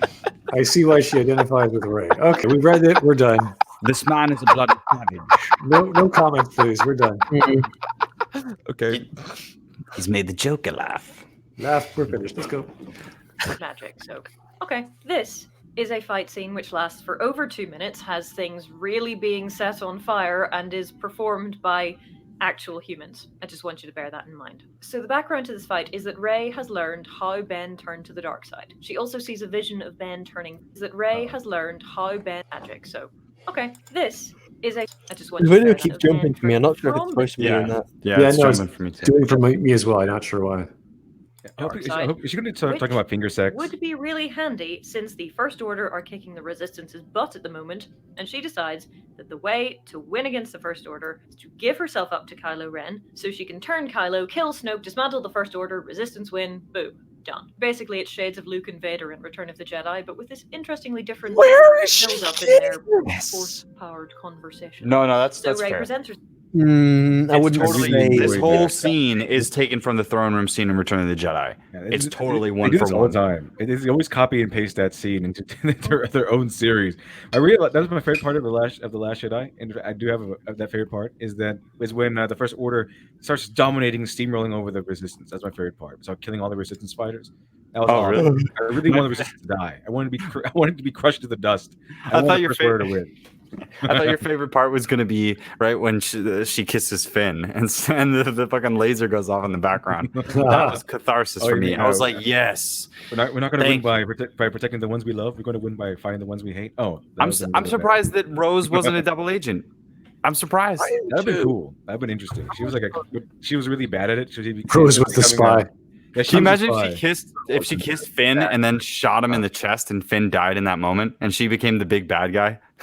Just that at least that would have been something. That it would have been subverted my expectations. So that would have been Johnson clever would have and been intelligent.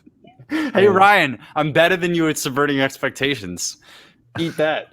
Because Ryan Johnson, the way he wrote, I was expecting all the female characters to be upstanding, always correct, and always winning, and always be the wisest people in the scene.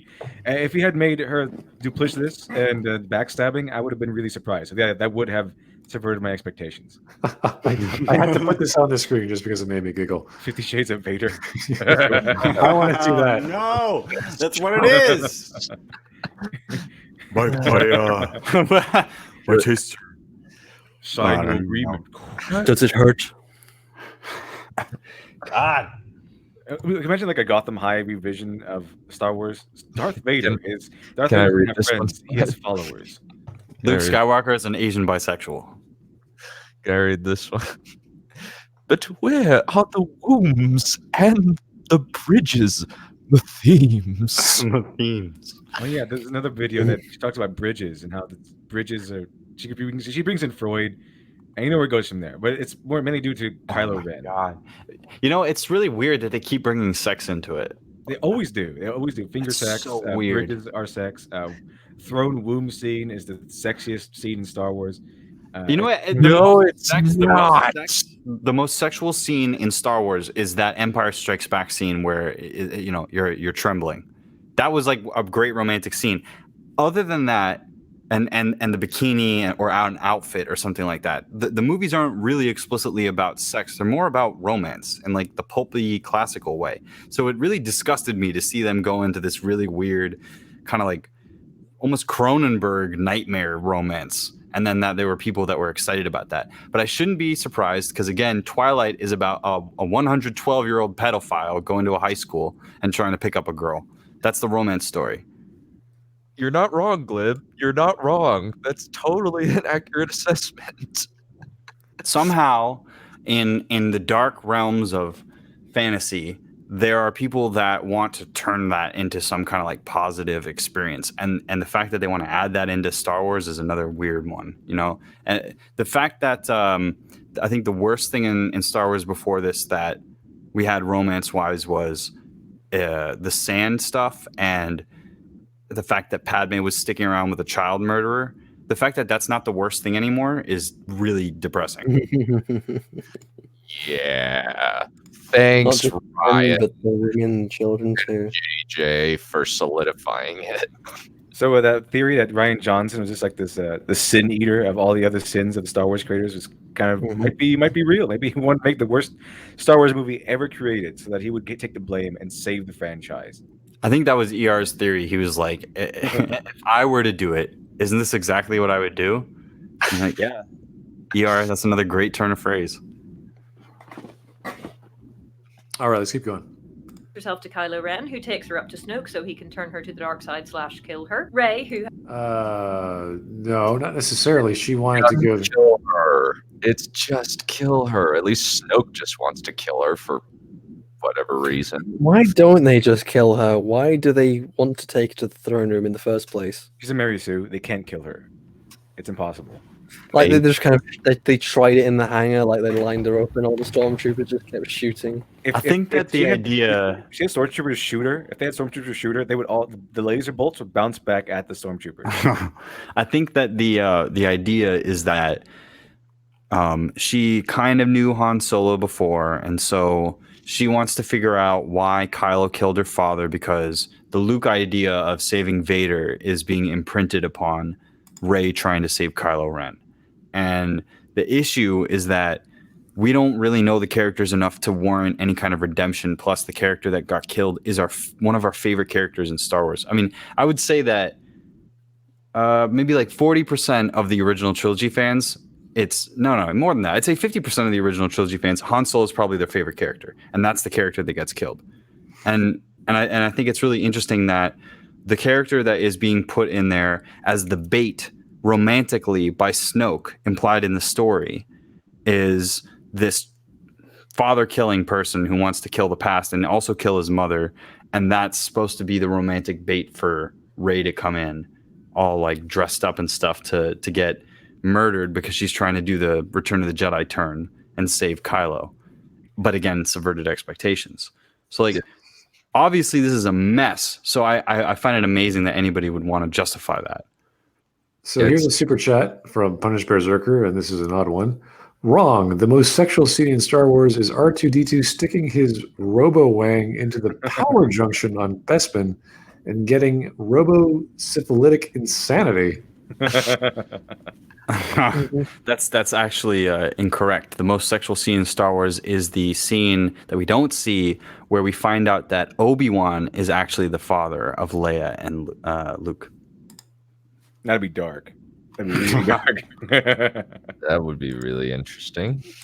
So Rey's the Palpatine, but she takes Skywalker name, and Luke is not actually a Skywalker. He's a Kenobi, but he takes a Skywalker name. Yeah, there are actually no Skywalkers. Anakin's also not a Skywalker. Anakin is a Palpatine. He's because also Palpatine. because again, Shmi was impregnated by the Force, so it's. I can't go further. I'm just killing my love for Star Wars now. Technically, I guess Anakin is a Palpatine, because apparently now, canonically, Palpatine is the cause for Anakin's birth. Well, originally in the Plagueis novel, Anakin's birth was never really explained. However, Plagueis believed that he caused the birth of Anakin. However, it's not confirmed that it was. It was only in. It's implied. It's heavily implied. They made a new comic. I saw it. They made a new comic where they confirmed it. It left up to interpretation if Anakin really was made with the will of the Force, or if Plagueis did it. They said, "Oh look, it's just straight up Palpy over there." That was Palpatine. And then after the kiss between Rey and Kylo, all of a sudden. Disney really walked back on that, like really hard. I think it's funny. Punished Berserker's right. I have been watching too much Oral Knots. I love that series. Have you guys seen that? Oh yeah, Oral Knots is great. Yeah. Okay. Let's keep moving. All right. Bane, yes. That's really being set on fire and is performed by actual humans. I swear it keeps repeating itself. So the background to this fight is that Rey has learned how Ben turned to the dark side. She said, which would be really handy since the First Order are kicking the Resistance's butt at the moment, and she decides that the way to win against the First Order is to give herself up to Kylo Ren so she can turn Kylo, kill Snoke, dismantle the First Order, Resistance win, boom, done. Basically, it's shades of Luke and Vader in Return of the Jedi, but with this up to Kylo Ren, who takes her up to Snoke so he can turn her to the dark side / kill her. Rey, who has gained some insight into Ben Solo during their weird Force time interactions, tries to convince him to turn to the light. He, in turn, tries to convince her to turn the other way. They get up there, Snoke drags Rey around, insults her, does the whole weird Force time interactions, tries to convince him to turn to the light. Just jumped again. He, in turn, tries to convince her to turn the other way. They get up there, Snoke drags Rey around, insults her, does the whole Emperor shtick, and then orders Kylo Ren to kill her. Where once there was conflict, I now sense resolve, ignite the saber, and destroy your true enemy, etc., etc. Tries to convince him to turn to the light. He, in turn, tries to kill her. Where once there was conflict, sense resolve, ignite the saber, and destroy your true enemy, etc., etc. Oh my god, we're barely through this fucking video. We just started. It is true that Ben is conflicted No, by we're recording his father. The stream is like an hour and 20 minutes Ben long. to Rey as emo bait in order to capture / kill her, but he doesn't bank on Ben making a genuine emotional, etc., etc. Which, of course, Ben has now realized is Snoke because one of the things I love about this speech. This is all correct. Just impressive. Every word in that sentence was wrong. I suppose it is true that Ben is bouncing around. What's going on? My brain is melting. I'm becoming Joe Biden. So this is a bunch of malarkey. He is a terrible terrible human being, but Yes. he still Yes, he is. has human feelings, and He's we still are a sharing in person. them right now. He's And literally for worse this than fight scene Hitler. to work as well as But it Hitler was can, still the filmmakers person. really need to dredge up a lot of empathy for Ben in us before we start. It also makes it that much more of a kick in the teeth when he almost immediately goes back to being a murderous, pouty space numpty. While we're mostly looking at Rey and her fear and her desperation, like Ben, we know what's coming. And then it does. Snoke dies, loses his force hold on Rey, who then drops to the floor like, what just happened? Yeah, see, this is the problem I have again with the movie, but it just now, I just realized it now because every time you look at this movie, there's something wrong. How can a Force user like Snoke see this amazing vision of Kylo killing her with the lightsaber being ignited? It's like, oh yeah, I see you turning on your right lightsaber, blah blah blah.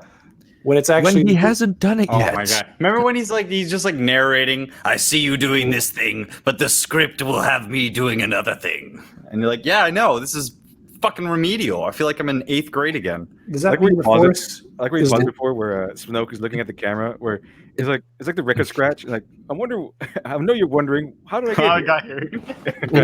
How did I end up It seems as though with this, they're trying to do the trope of mental redirection to something else, but it's done so poorly in this case that it's just like, okay, why? What's the point? How? He seems like he's pretty clearly viewing this. There's not very much that you could possibly misinterpret unless Kylo is like super high level mental redirection skills or something like that. It's certainly mental or something. But Kylo acts like a child a lot of the time. He has fucking temper tantrums. How the hell does he have enough restraint in his head if he can't restrain himself from smashing a console? I like the way that she's describing it. I'm thinking, wow, they could have made a really good movie out of that, but they did such a terrible job. Like the idea of her not really knowing what happened and having 3 different versions of it, and maybe like ultimately we don't get a real version of it, and we don't get resolution to that. Subversion instead of resolution is the primary conceit and disappointment of this movie. Yeah, and so it's so weird. Like Smud, what you were saying, how does Snoke not notice that this lightsaber is turned on? How is he so bad at his job that he just gets killed like that? He just never saw it coming. That setup is completely disregarded 5 seconds later. Like the reason why he killed him was because he saw an opportunity because he's evil. What supports that? What does Kylo want to do? Yeah, What does we he have no want? idea. We have no idea. All we know is that he's really mentally irrational, and apparently he killed a bunch of kids, according to the movie. And what is it that like motivates him? He wants- According to the comics, he didn't destroy the temple. It was space lightning. Space lightning just kind of shot down and destroyed everything. Space Lightning does a lot of things in the sequel series. Mhm. Oh, like So that's better. That makes it so much better. That fixes That makes it everything. It was great. Kylo didn't just randomly get up and start murdering people. He just walked out of the tent after destroying it, and all of a sudden, space lightning shot down. I've seen a And few what people. about the other students? What about the other students he supposedly took away with him? No, it was only the only students were the Knights of Ren and Kylo. That was it. There's no other students. Where are their freaking Can you, lightsabers? can you imagine that if that's like the actual story where it's just like all of Luke's students turned against him to go out with Kylo Ren, and then they're missing for the most important moment in Kylo's life? How different would the scene be if the Knights of Ren were with Kylo and they were also fighting the guards? Like, there's no storytelling here other than the bare minimum plot, which works in Ryan's other movies because his movies are usually not about very much other than that. And it's just very odd that people are like, yeah, we know what's coming and yada yada, and she's not really making all of her arguments could be like points against the movie. So what are we adding up to here that's going to be the forgiveness? Because she's doing all this hedging. Now what's the point going to be? well, now the Force is ruined again because the Force is lying somehow to Snoke, who's this amazing Force user. So it's like, oh, great, he doesn't have foresight. The Force is lying. Mhm. The Force is just playing a mean old prank on Snoke. It Usually lies it's- now. And it's Usually just it's the dark side that is deceptive, but now the light side deceived Snoke. It's another subversion. So, okay, I guess the opposite of everything that we want is Ryan's favorite thing to do. I like how the Force went from a force field that surrounds all living things to a sentient deity almost. Mm-hmm. Yeah, it's like in when you play Left 4 Dead and there's the director and it's just the AI adjusting to whatever the Game conditions director. are. Yeah. People pray to the game director, you know.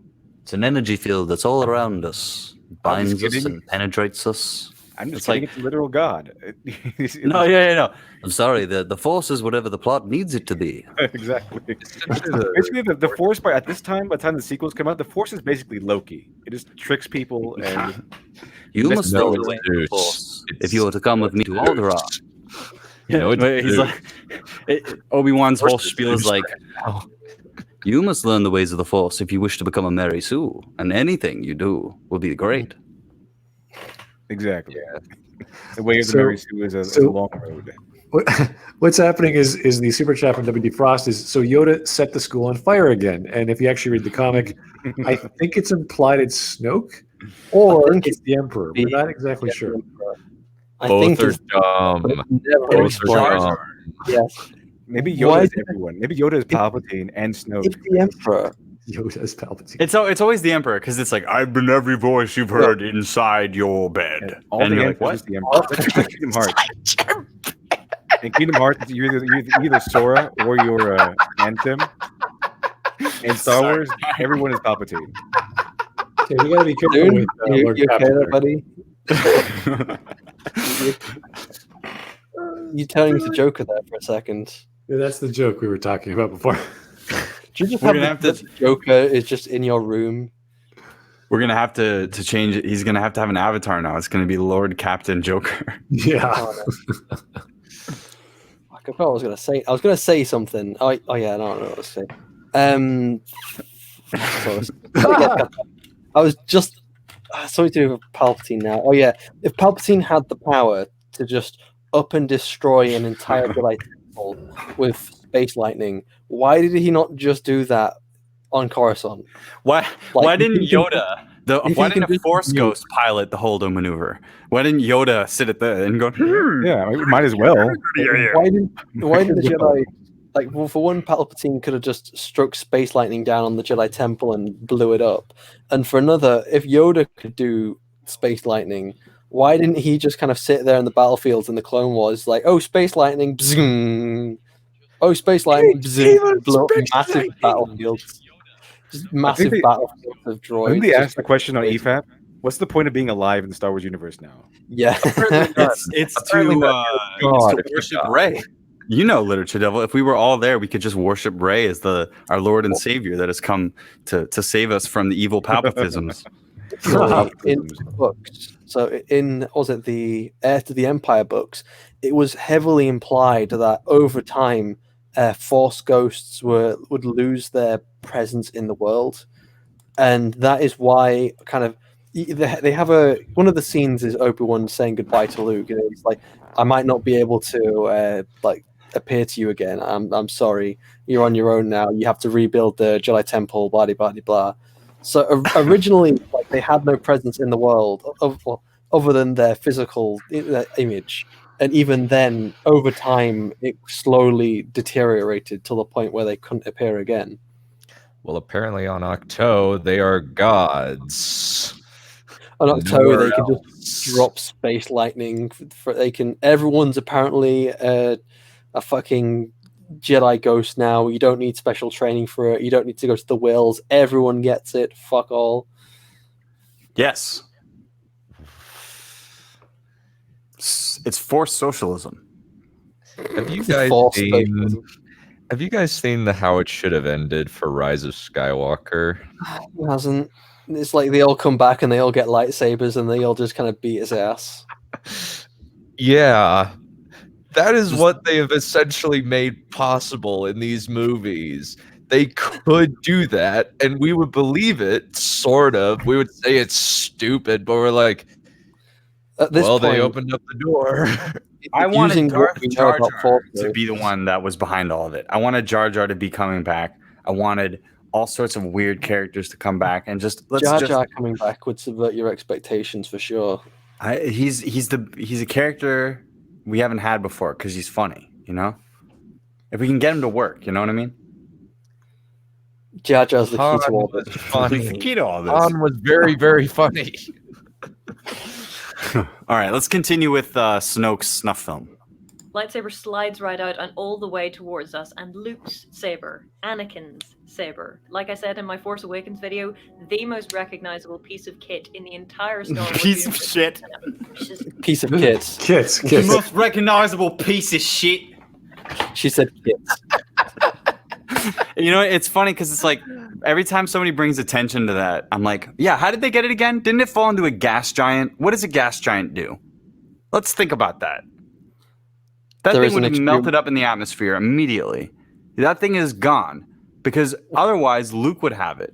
And then when we get the explanation for it, we had Jar Jar Abrams had a whole movie to go, oh yeah, it fell, and then somebody, you know, it fell into a collector unit or something, and then somebody found it. He had the ability to bring back in that plot line, but he had so much shit that he had to sort through that he didn't even bother to finish that. And that's like such a simple Chekhov's gun. It's like, it's so, I'm sorry, it's that detail is so stupid because it's like, okay, there's no reason to bring back Luke's lightsaber. Merchandising, we already want to buy it because it's in the original trilogy. Bring in another lightsaber, and suddenly we all want to buy a new hilt. So merchandising doesn't work. Storytelling, it doesn't work. Artistically, it doesn't work. It's so stupid. How can you bring this up as if it's a positive? Nostalgia. It's not Luke's lightsaber. It's You're right. Anakin's. It's Yoda's lightsaber. Fuck off. We're not talking about the lightsaber, okay, guys? Let's keep going. Yeah, let's go. Let's keep going. We need to get through this. Towards us, and she catches it and stands up. Meanwhile, in the background, we see the guards start to ignite their weapons because you killed Snoke. You're going down. Rey looks at Ben. Of course. Why? Yeah, no, that makes sense.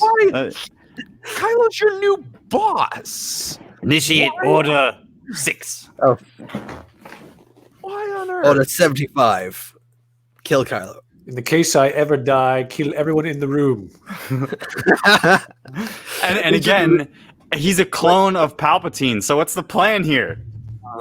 He's like an inorganic being. This doesn't make any sense. Yeah, Rise of The Skywalker only way I can explain ruins this. any kind of credibility that The Last Jedi had. Which, thank you, but also, that's still a bad movie. That's subjective. The only way I can kill everyone in the room. That's the just reason why subjective. they're so shit. You know, LiteratureDevil, you make attack people is just purely because they're just random stormtroopers who have just been picked up. They don't actually have to do anything other than look cool. So let me get this straight. In Battlefront 2, which is canon, the plot is Operation Cinder. So you have the Palpatine wants to destroy the entire galaxy or whatever after he dies. No, he wants to destroy the remnants of the Empire. Right. But then he also wants to control the First Order. Right? And then he wants to bring back the Empire and create this Force dyad. So he wants to kill everybody in the room. And then when Snoke dies, which is one of his inorganic beings that he controls, he wants to kill everybody in the room. But then by The Rise of Skywalker, he wants to use Kylo Ren and Daisy Ridley or Rey, whatever, Mary Sue. Each plot point goes in a different direction every time that we go to a new movie. I think someone misinterpreted one of Palpatine's orders somewhere. It doesn't make any sense. No, I wanted you to save the Empire. Here's Punished It was just Berserker again. typo. Also Anakin's correct. saber, Children, the Young Wing Twainer. Okay. Chillrend. That's pretty funny. I would agree with that. Dude, well done, Punished Berserker. All these jokes, man. You're just don't, like don't encourage him. Don't encourage him. Right. That's right. That lightsaber has taken a lot of lives of children, hasn't it? Sand people, children, young Jedi Academy. +3 to killing children. All right. Which I just have that to lightsaber kills more children than bad guys.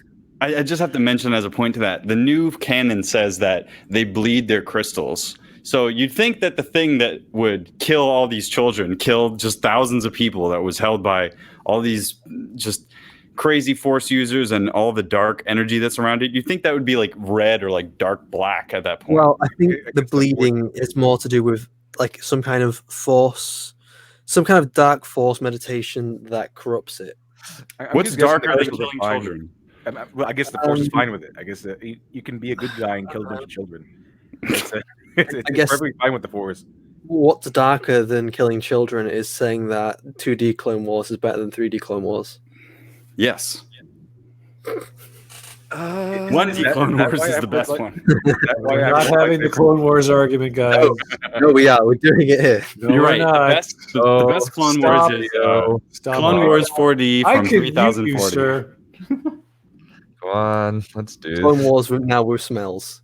Sorry, Smut. I apologize. Let's keep going, okay, gentlemen? You're not sorry. I'm 100% sort of. You're not sorry. 100% sort of sorry. Just opinion. 20% of the time, I'm sorry all the time. And Ben looks at Rey, and there is this moment of perfect understanding, which reminds me very much of Luke and Mara. No, there isn't. There isn't any understanding. There's no understanding here. They don't understand each other. Kylo wants a new empire. Rey wants him to like join her.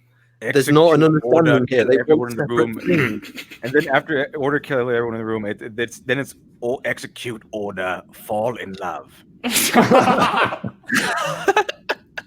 Brilliant. I like All your according to plan. Palpatine was just a matchmaker the whole time. I want you to fall in love with each other. Come on, kiss. Kiss now. Kiss. Come First, on. we have to get 7 red shirts in a room to get. How do we? Oh, I know. I'll use my clone to make an army after I supposedly die. It's perfect. It's perfect. It's my favorite movie series. Was I love it. order kill everyone in the room, and of course they would win because they're both Mary Sue's. And then afterward, he can order fall in love, and that's why it's the sexiest scene in all of Star Wars. That sounds like a romance novel set in the Star Wars. That's what they want it to be. That's what they're arguing with that it is. It's a romance novel. That's why everybody hates it. The fact they look at each other and just immediately have absolute understanding is like, okay, that's a bit I don't know, romantic, a little embellishment there, maybe, Jill. Why do they like each other? It makes no sense. Because the order fall in love. He's about to talk about a Timothy Zahn novel, which is like obviously he's one of the best writers in the Star Wars. So I want to know what she's going to say about this. But before we get to that, we have Punish Berserker again. Here we go. The guards are tall children. Children has a plus 10 damage to children. That's why Rey was able to beat them. We cracked the code, gentlemen. 2 is greater than 3. That could have been what happened. That could have been what happened. That could have been what happened. Because I mean, they are children taken from birth and brainwashed.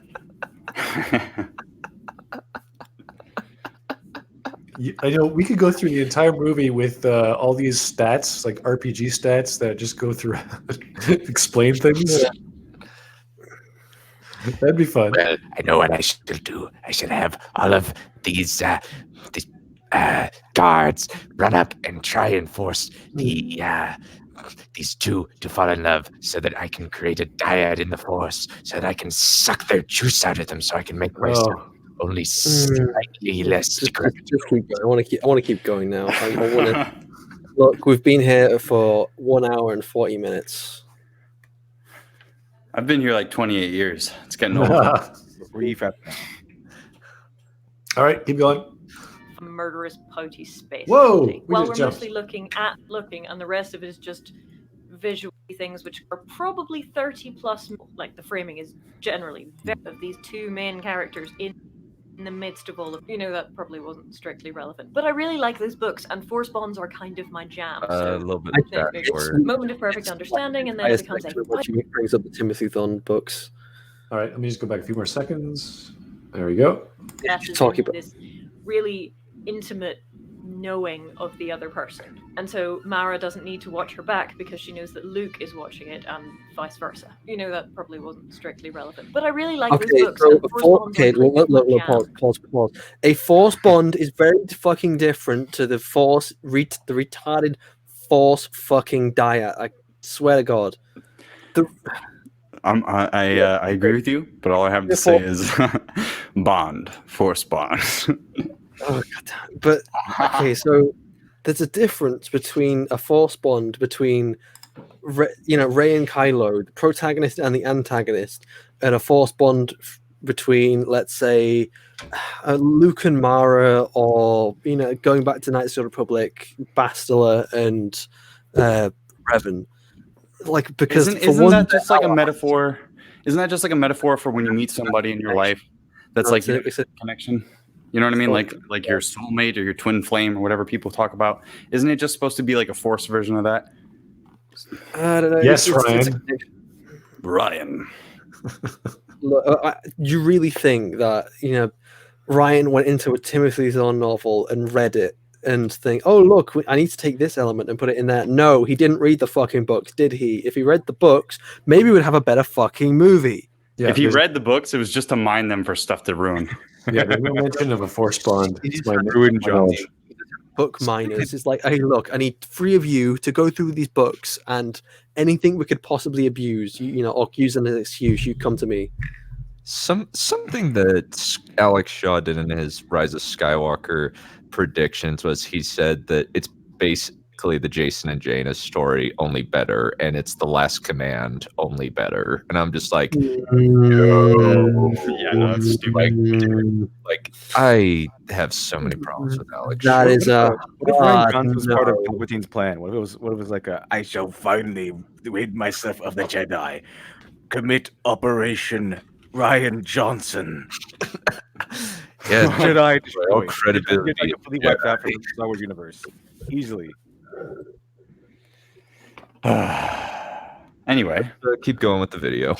So, moving on. Moment of perfect understanding, and then it becomes a fight to the death. We've got Praetorian guards, we've got lightsabers, we've got whips, we've got knives, we've got fire, we've got a lot going on. That's the second choice of the fight. So, moving on. Moment of perfect understanding, and then it becomes a fight to the death. We've got Praetorian guards, we've got lightsabers, we've got whips. She catches it. What is going on with this clip? Everything's jumping. Do you want to like refresh the page or something and just go back to 625? Just try opening up the YouTube video instead rather than watch together, because we don't need watch together because we're all in the thing and we can all hear it on StreamYard. Yeah, good point. Very good point. All right, let's do this. Yeah, I'll turn off mine. Because I'm not on watch together. I'm watching it through StreamYard. Yeah, I'm watching it through StreamYard as well. The boneless, wingless wing stack. Get stacking. Sponsored by Pringles. This Smudcast brought to you by philosophy was always very simple. We and buy the best ingredients. Learn how to cook. Those are part of the fight scene, really, to have this much going on. In a one-on-one fight, you only have 2 people to keep track of, but they really want you to feel the synchronicity of these 2 main characters in the midst of all this. One guy just kind of ran past Kylo. Like, he just ran. Part of the problem with this scene is that it is so cluttered. There are way too many people in this fight to keep track of, and that makes it so that the 2 guys who are fighting are unable to really keep track of everybody. They should be dead.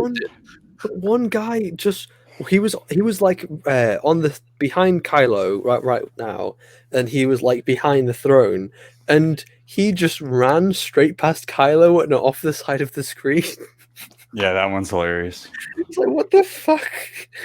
Why is he just running past Kylo to go through the fucking screen? What is this? What are we watching? I think the helmets is really hard to see through. You know, it'd be a lot better if they just did it one-on-one so that we could actually have a coherent fight. The actors aren't good enough to handle multiple combatants. I think Shad was talking about that. They are not. They just have a series of one-on-one fights. The Praetorian Guards could have just not done anything, and the fight could have ended up being between Kylo and Rey. Okay, hear me out. That probably would have been easier. Okay. What if you just had a bunch of guns. Wouldn't that be the solution to all this? Why do they have to fight with weapons, handheld weapons? All the stormtroopers have guns, and the people who are supposed to be guarding Snoke have melee weapons. They just have like 500 guns shooting from all around. Like there's a way to kill a Jedi. They're not that hard. Remember in Execute Order 66?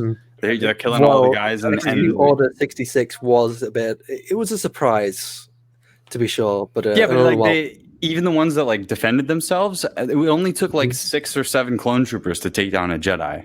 They weren't prepared for fighting out in the open. Like the clones were behind them. They turn around. All of us, these are people they've been fighting with for the past 3 years in the mud. So they turn around and realize, what the fuck are you all doing? And then all of a sudden, in the last second, they realize they're being shot at, and they deflect 1 or 2, and then they die. And that's understandable, because obviously if a Jedi knew what was coming, they wouldn't have fallen so easily, which was the whole reason why, the clone army and everything. But even then, when it goes to the Old Republic, HK-47 said, oh yeah, you don't kill a Jedi with a blaster. If I see another one kill a meatbag killer Jedi with a blaster, I will go nuts, blah. And then he says, oh yeah, use a flamethrower, use explosives, use this, that, and the other. There's a certain power level from the Clone Wars, the original 2D one, to the video games, to the prequels. So we haven't quite figured that out. What is the proper defensive and offensive capabilities of a Jedi Master or a Jedi Knight? So it's up in the air. And Rey matches Master at very least within the Last Jedi based on how many rocks she can move. Apparently, yes. Yeah. That's actually true. She can now do in The Rise of Skywalker a flip and hover, which is a thing that Luke could do in The Last Jedi. This is an improvement on her skills. Clearly, she's been training. So all of you nerds, shut up. The Force is female? The Force is, yes, is and female, and men are evil. Keep going. Look, we're almost at 2 hours now, and we're not even halfway through this thing. I can't believe you're complaining about long content. Come on. I'm sorry, I gotta rush to the. What do I gotta do? Go to the supermarket with my mask on? Yeah. Here's a super chat from Punish Berserker. Thank you again, sir. Can we just keep watching Pringles ads instead? I don't know. I think the Wolfgang Puck ad was pretty cool. I think I'd like to see what he's doing with his life these days. Might get sponsored by him if I'm lucky, but I highly doubt it. But yeah. Smudcast, sponsored by Masterclass. There we go. How to cook beef tenderloin. That's a valuable life lesson. All right, let's keep going. Yes, sir. Okay. You, God damn it, you're chat. sitting there in the dark with your surround sound and your popcorn and your big screen. You can't possibly keep track of all of the individual things that are happening in any one shot. They don't really want you to. They want you to focus on the middle, like the frame. They don't want you to focus on all the other things happening except the middle? Okay, all right. This is what Michael Bay does in his movies, and everybody rips into Michael Bay like nobody's business. So is her argument really we're watching movies wrong? We just watched Last Jedi wrong, guys. We just watched it wrong. That's why we think it's bad. I'm sorry I watched movies multiple times and noticed things. I'm sorry I pay attention. There needs to be a class or something to teach us how to watch movies. Masterclass by Patrick Willems. You're watching a movie. First off, you're not my friend, okay? You have horrible taste. If you want to have a good taste in movies, you got to understand, plot holes don't matter. And until they do. do. Boring taste, and I don't want to be friends with you because you don't like the squealing mutant elephant seal thing. My favorite part of Star Wars is when it shits on itself.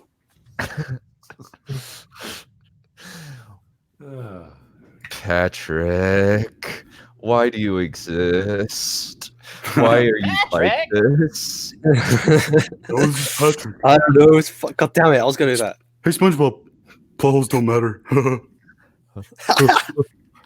I do like my plot holes covered in mayonnaise and in a picnic basket. You now have to go through Patrick Willems' quotes as Patrick. Come on, we have to do this. Make the video entertaining. You have That's boring for me. taste. I don't want to be friends with you. No, I don't want to hear Glib's impression. I want to hear Glib. Hey, SpongeBob, you have boring taste. Sorry, I can't keep doing it. I have to get into the character of it. That's so bad. Oh. All right, let's keep going, guys.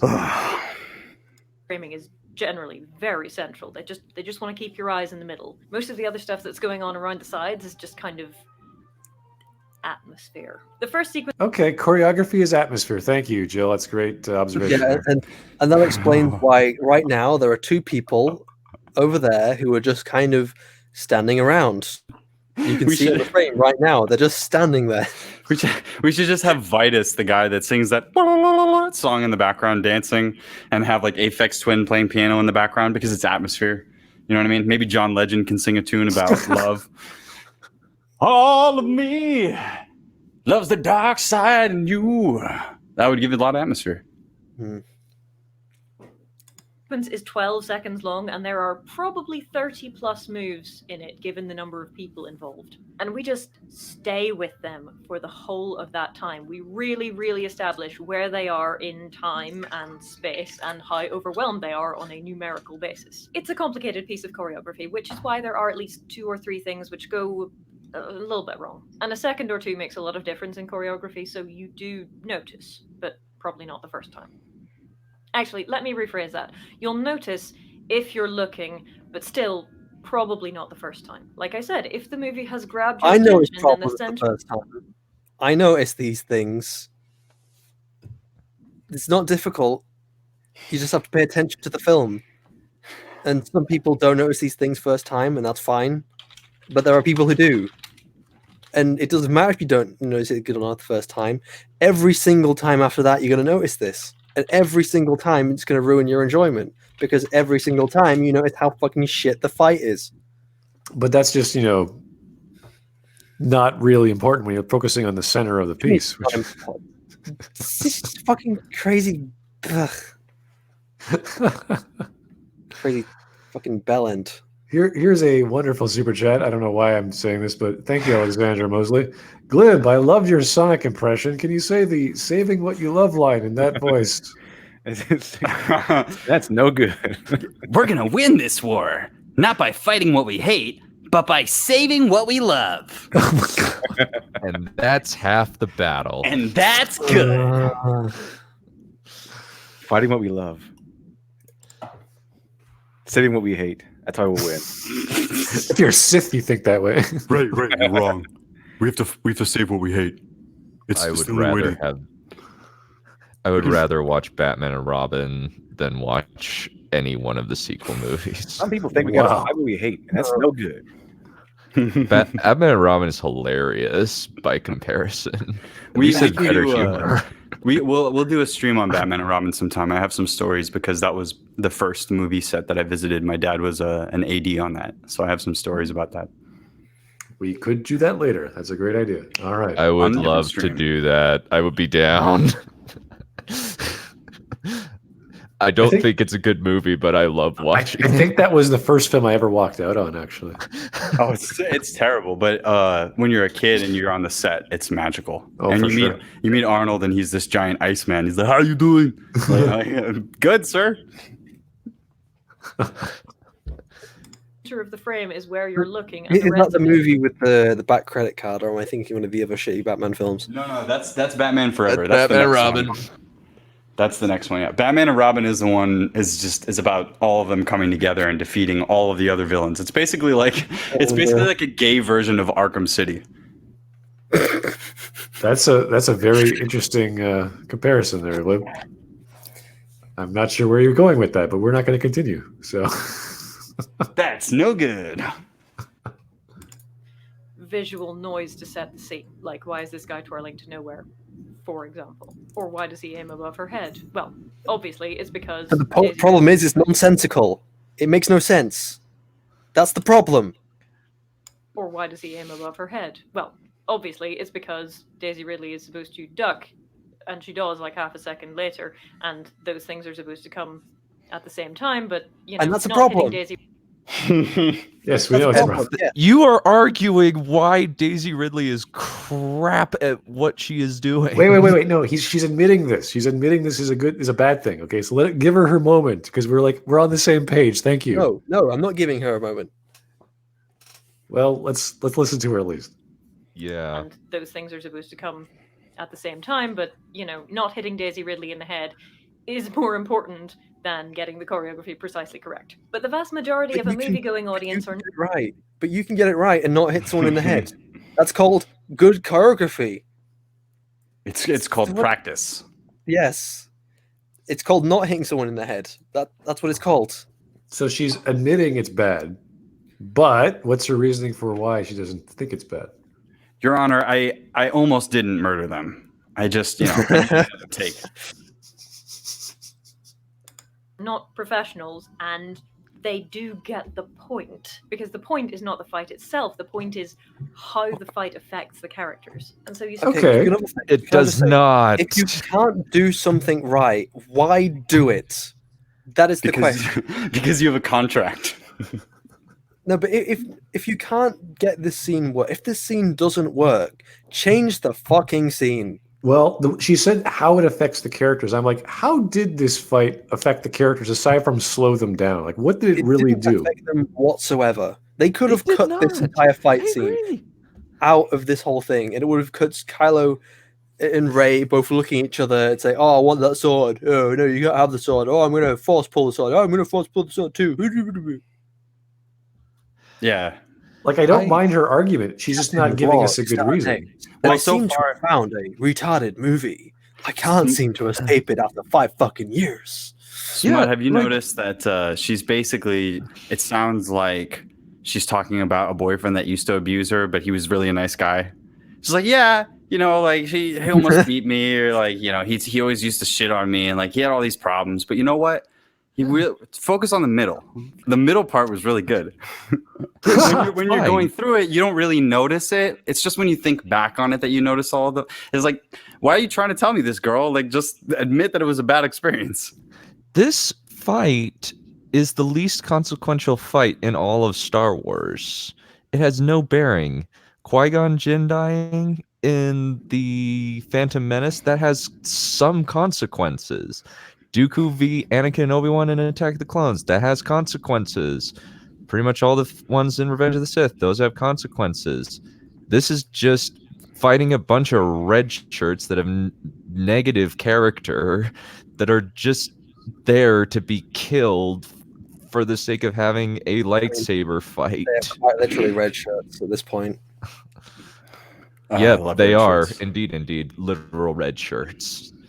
Thanks, Ryan. We appreciate your meta humor. Now write a good script. We need all right, I have a good script now. Here's a good idea.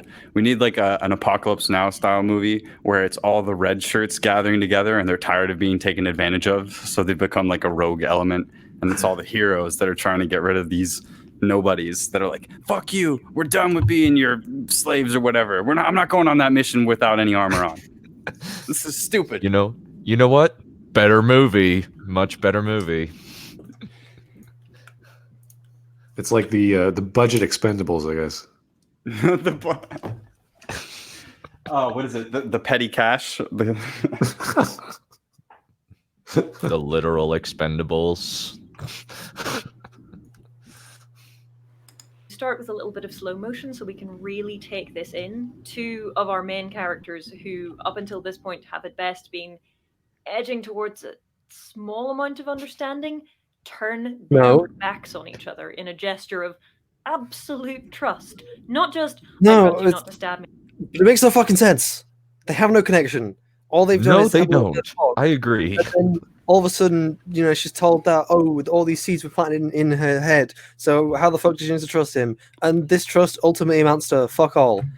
No, I like the idea that it's like, it's all about the faith. She's like, oh, I want to turn into the light side and everything that she believes in. And it's like that classic story where, the mom sits in front of the daughter and is like, honey, you can't change him. He's a bad boy. She's like, no, Mom, I can totally change him. I'm going to fight with him against the bad guys.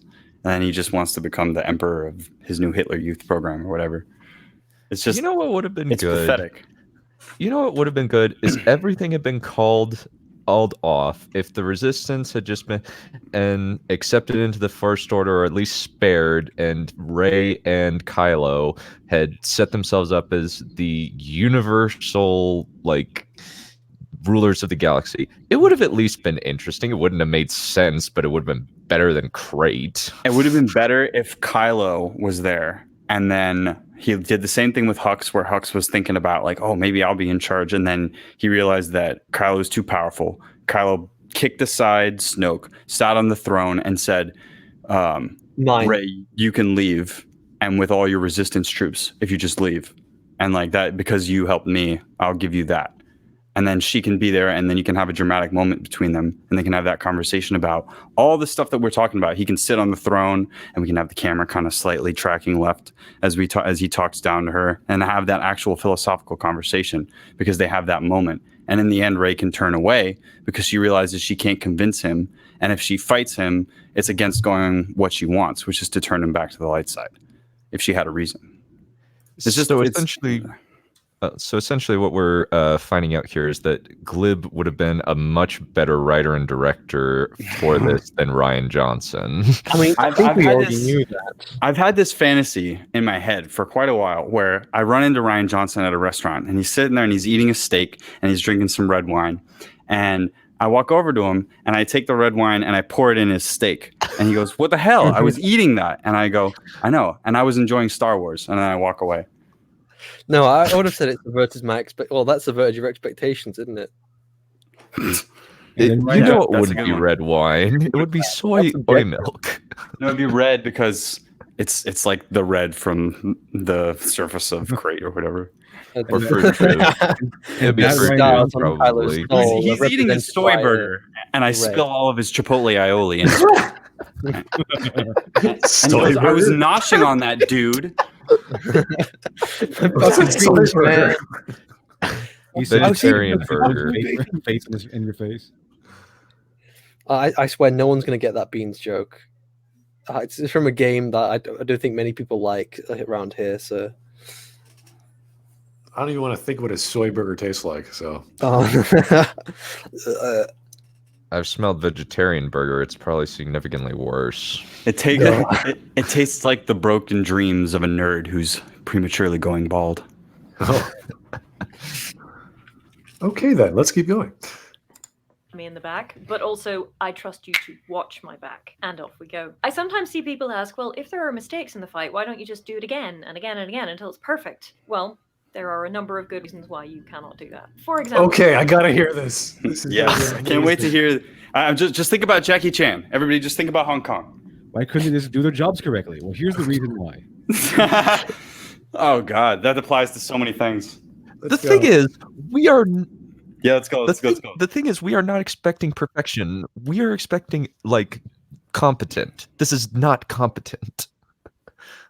Here we go. Yeah, go for it. Sorry. Well, there are a number of good reasons why you cannot do that. For example, you're going to have limited time. Your actors are going to get tired. It's going to take a long time to set up, etc., etc., etc. But the third and okay, so God. People are going to get tired. You don't have enough time. There's not enough budget.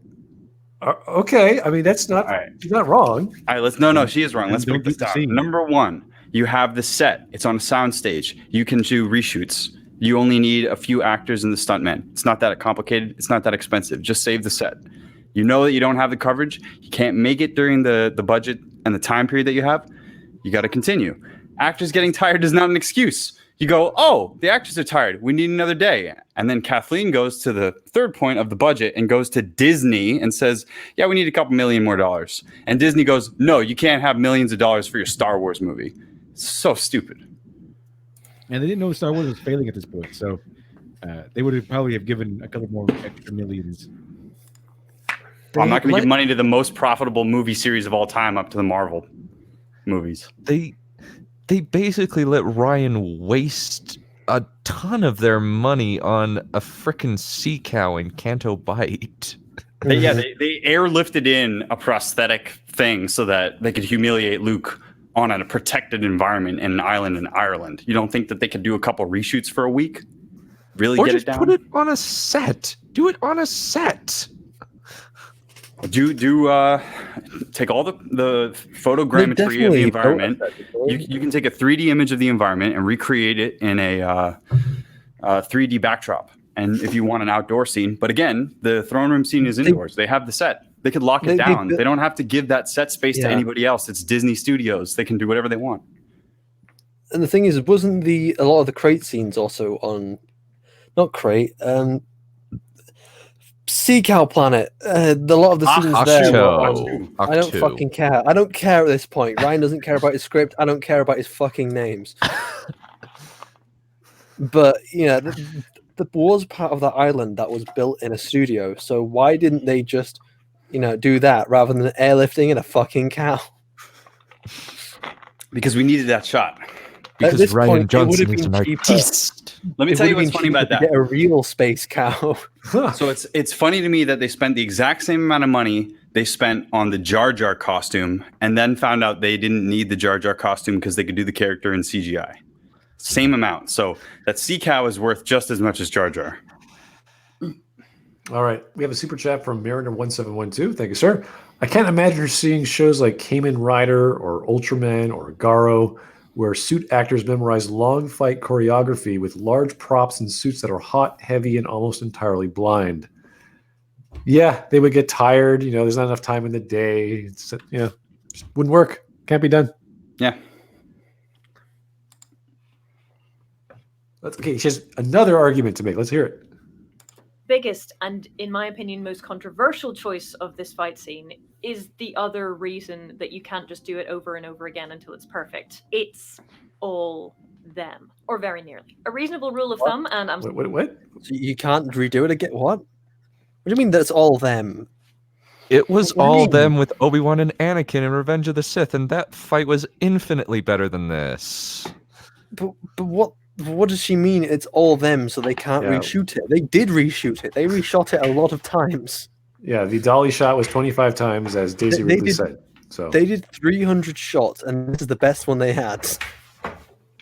I want to hear this. This is very, very strange. But again, she has those 7 courses she did that she learned how to do some stage fighting, so she knows what she's talking about. Mm-hmm.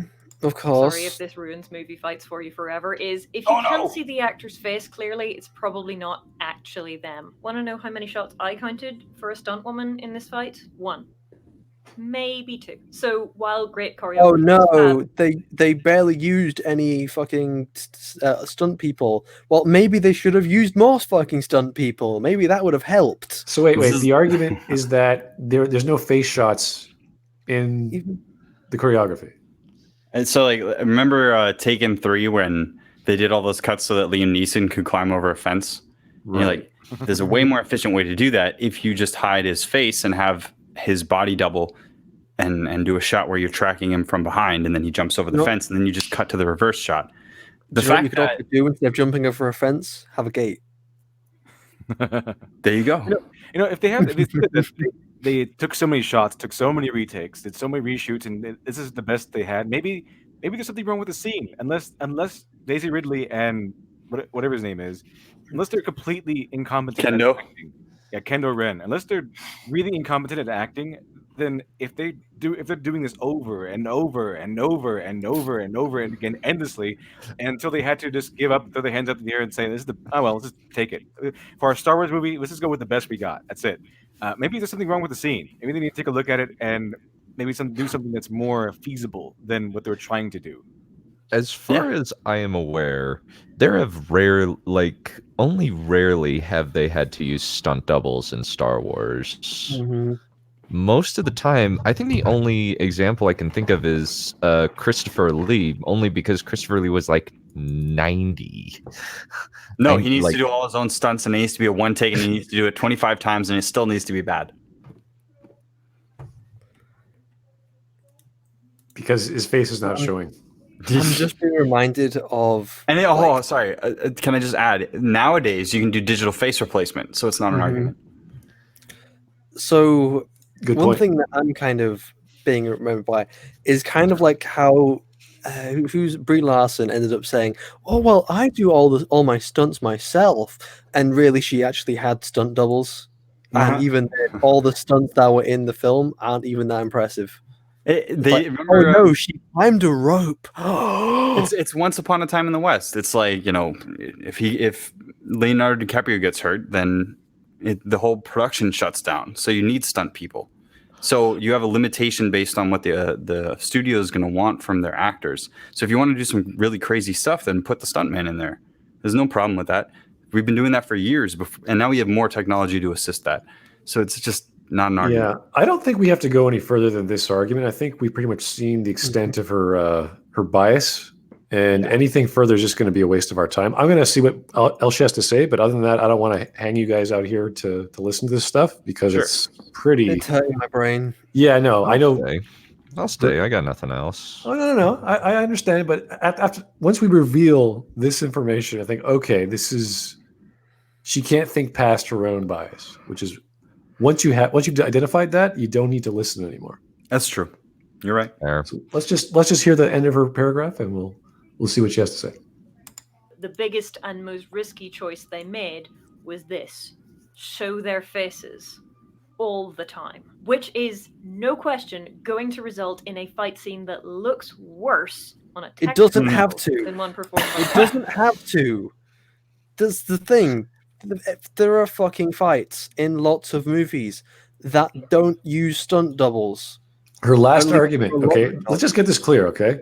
Because they have so many risks putting their face up in front of this camera, therefore everything else is forgiven. Doesn't matter what the problems were or the choreography was. It's not exactly like they're doing big risk. It's like, oh no, we're using blunt weapons and we're not even throwing them around that well. It's like they're fucking pipes. Like the lightsabers themselves are just like pipes before they put the effects in there. So it's like not really much to worry about, is there?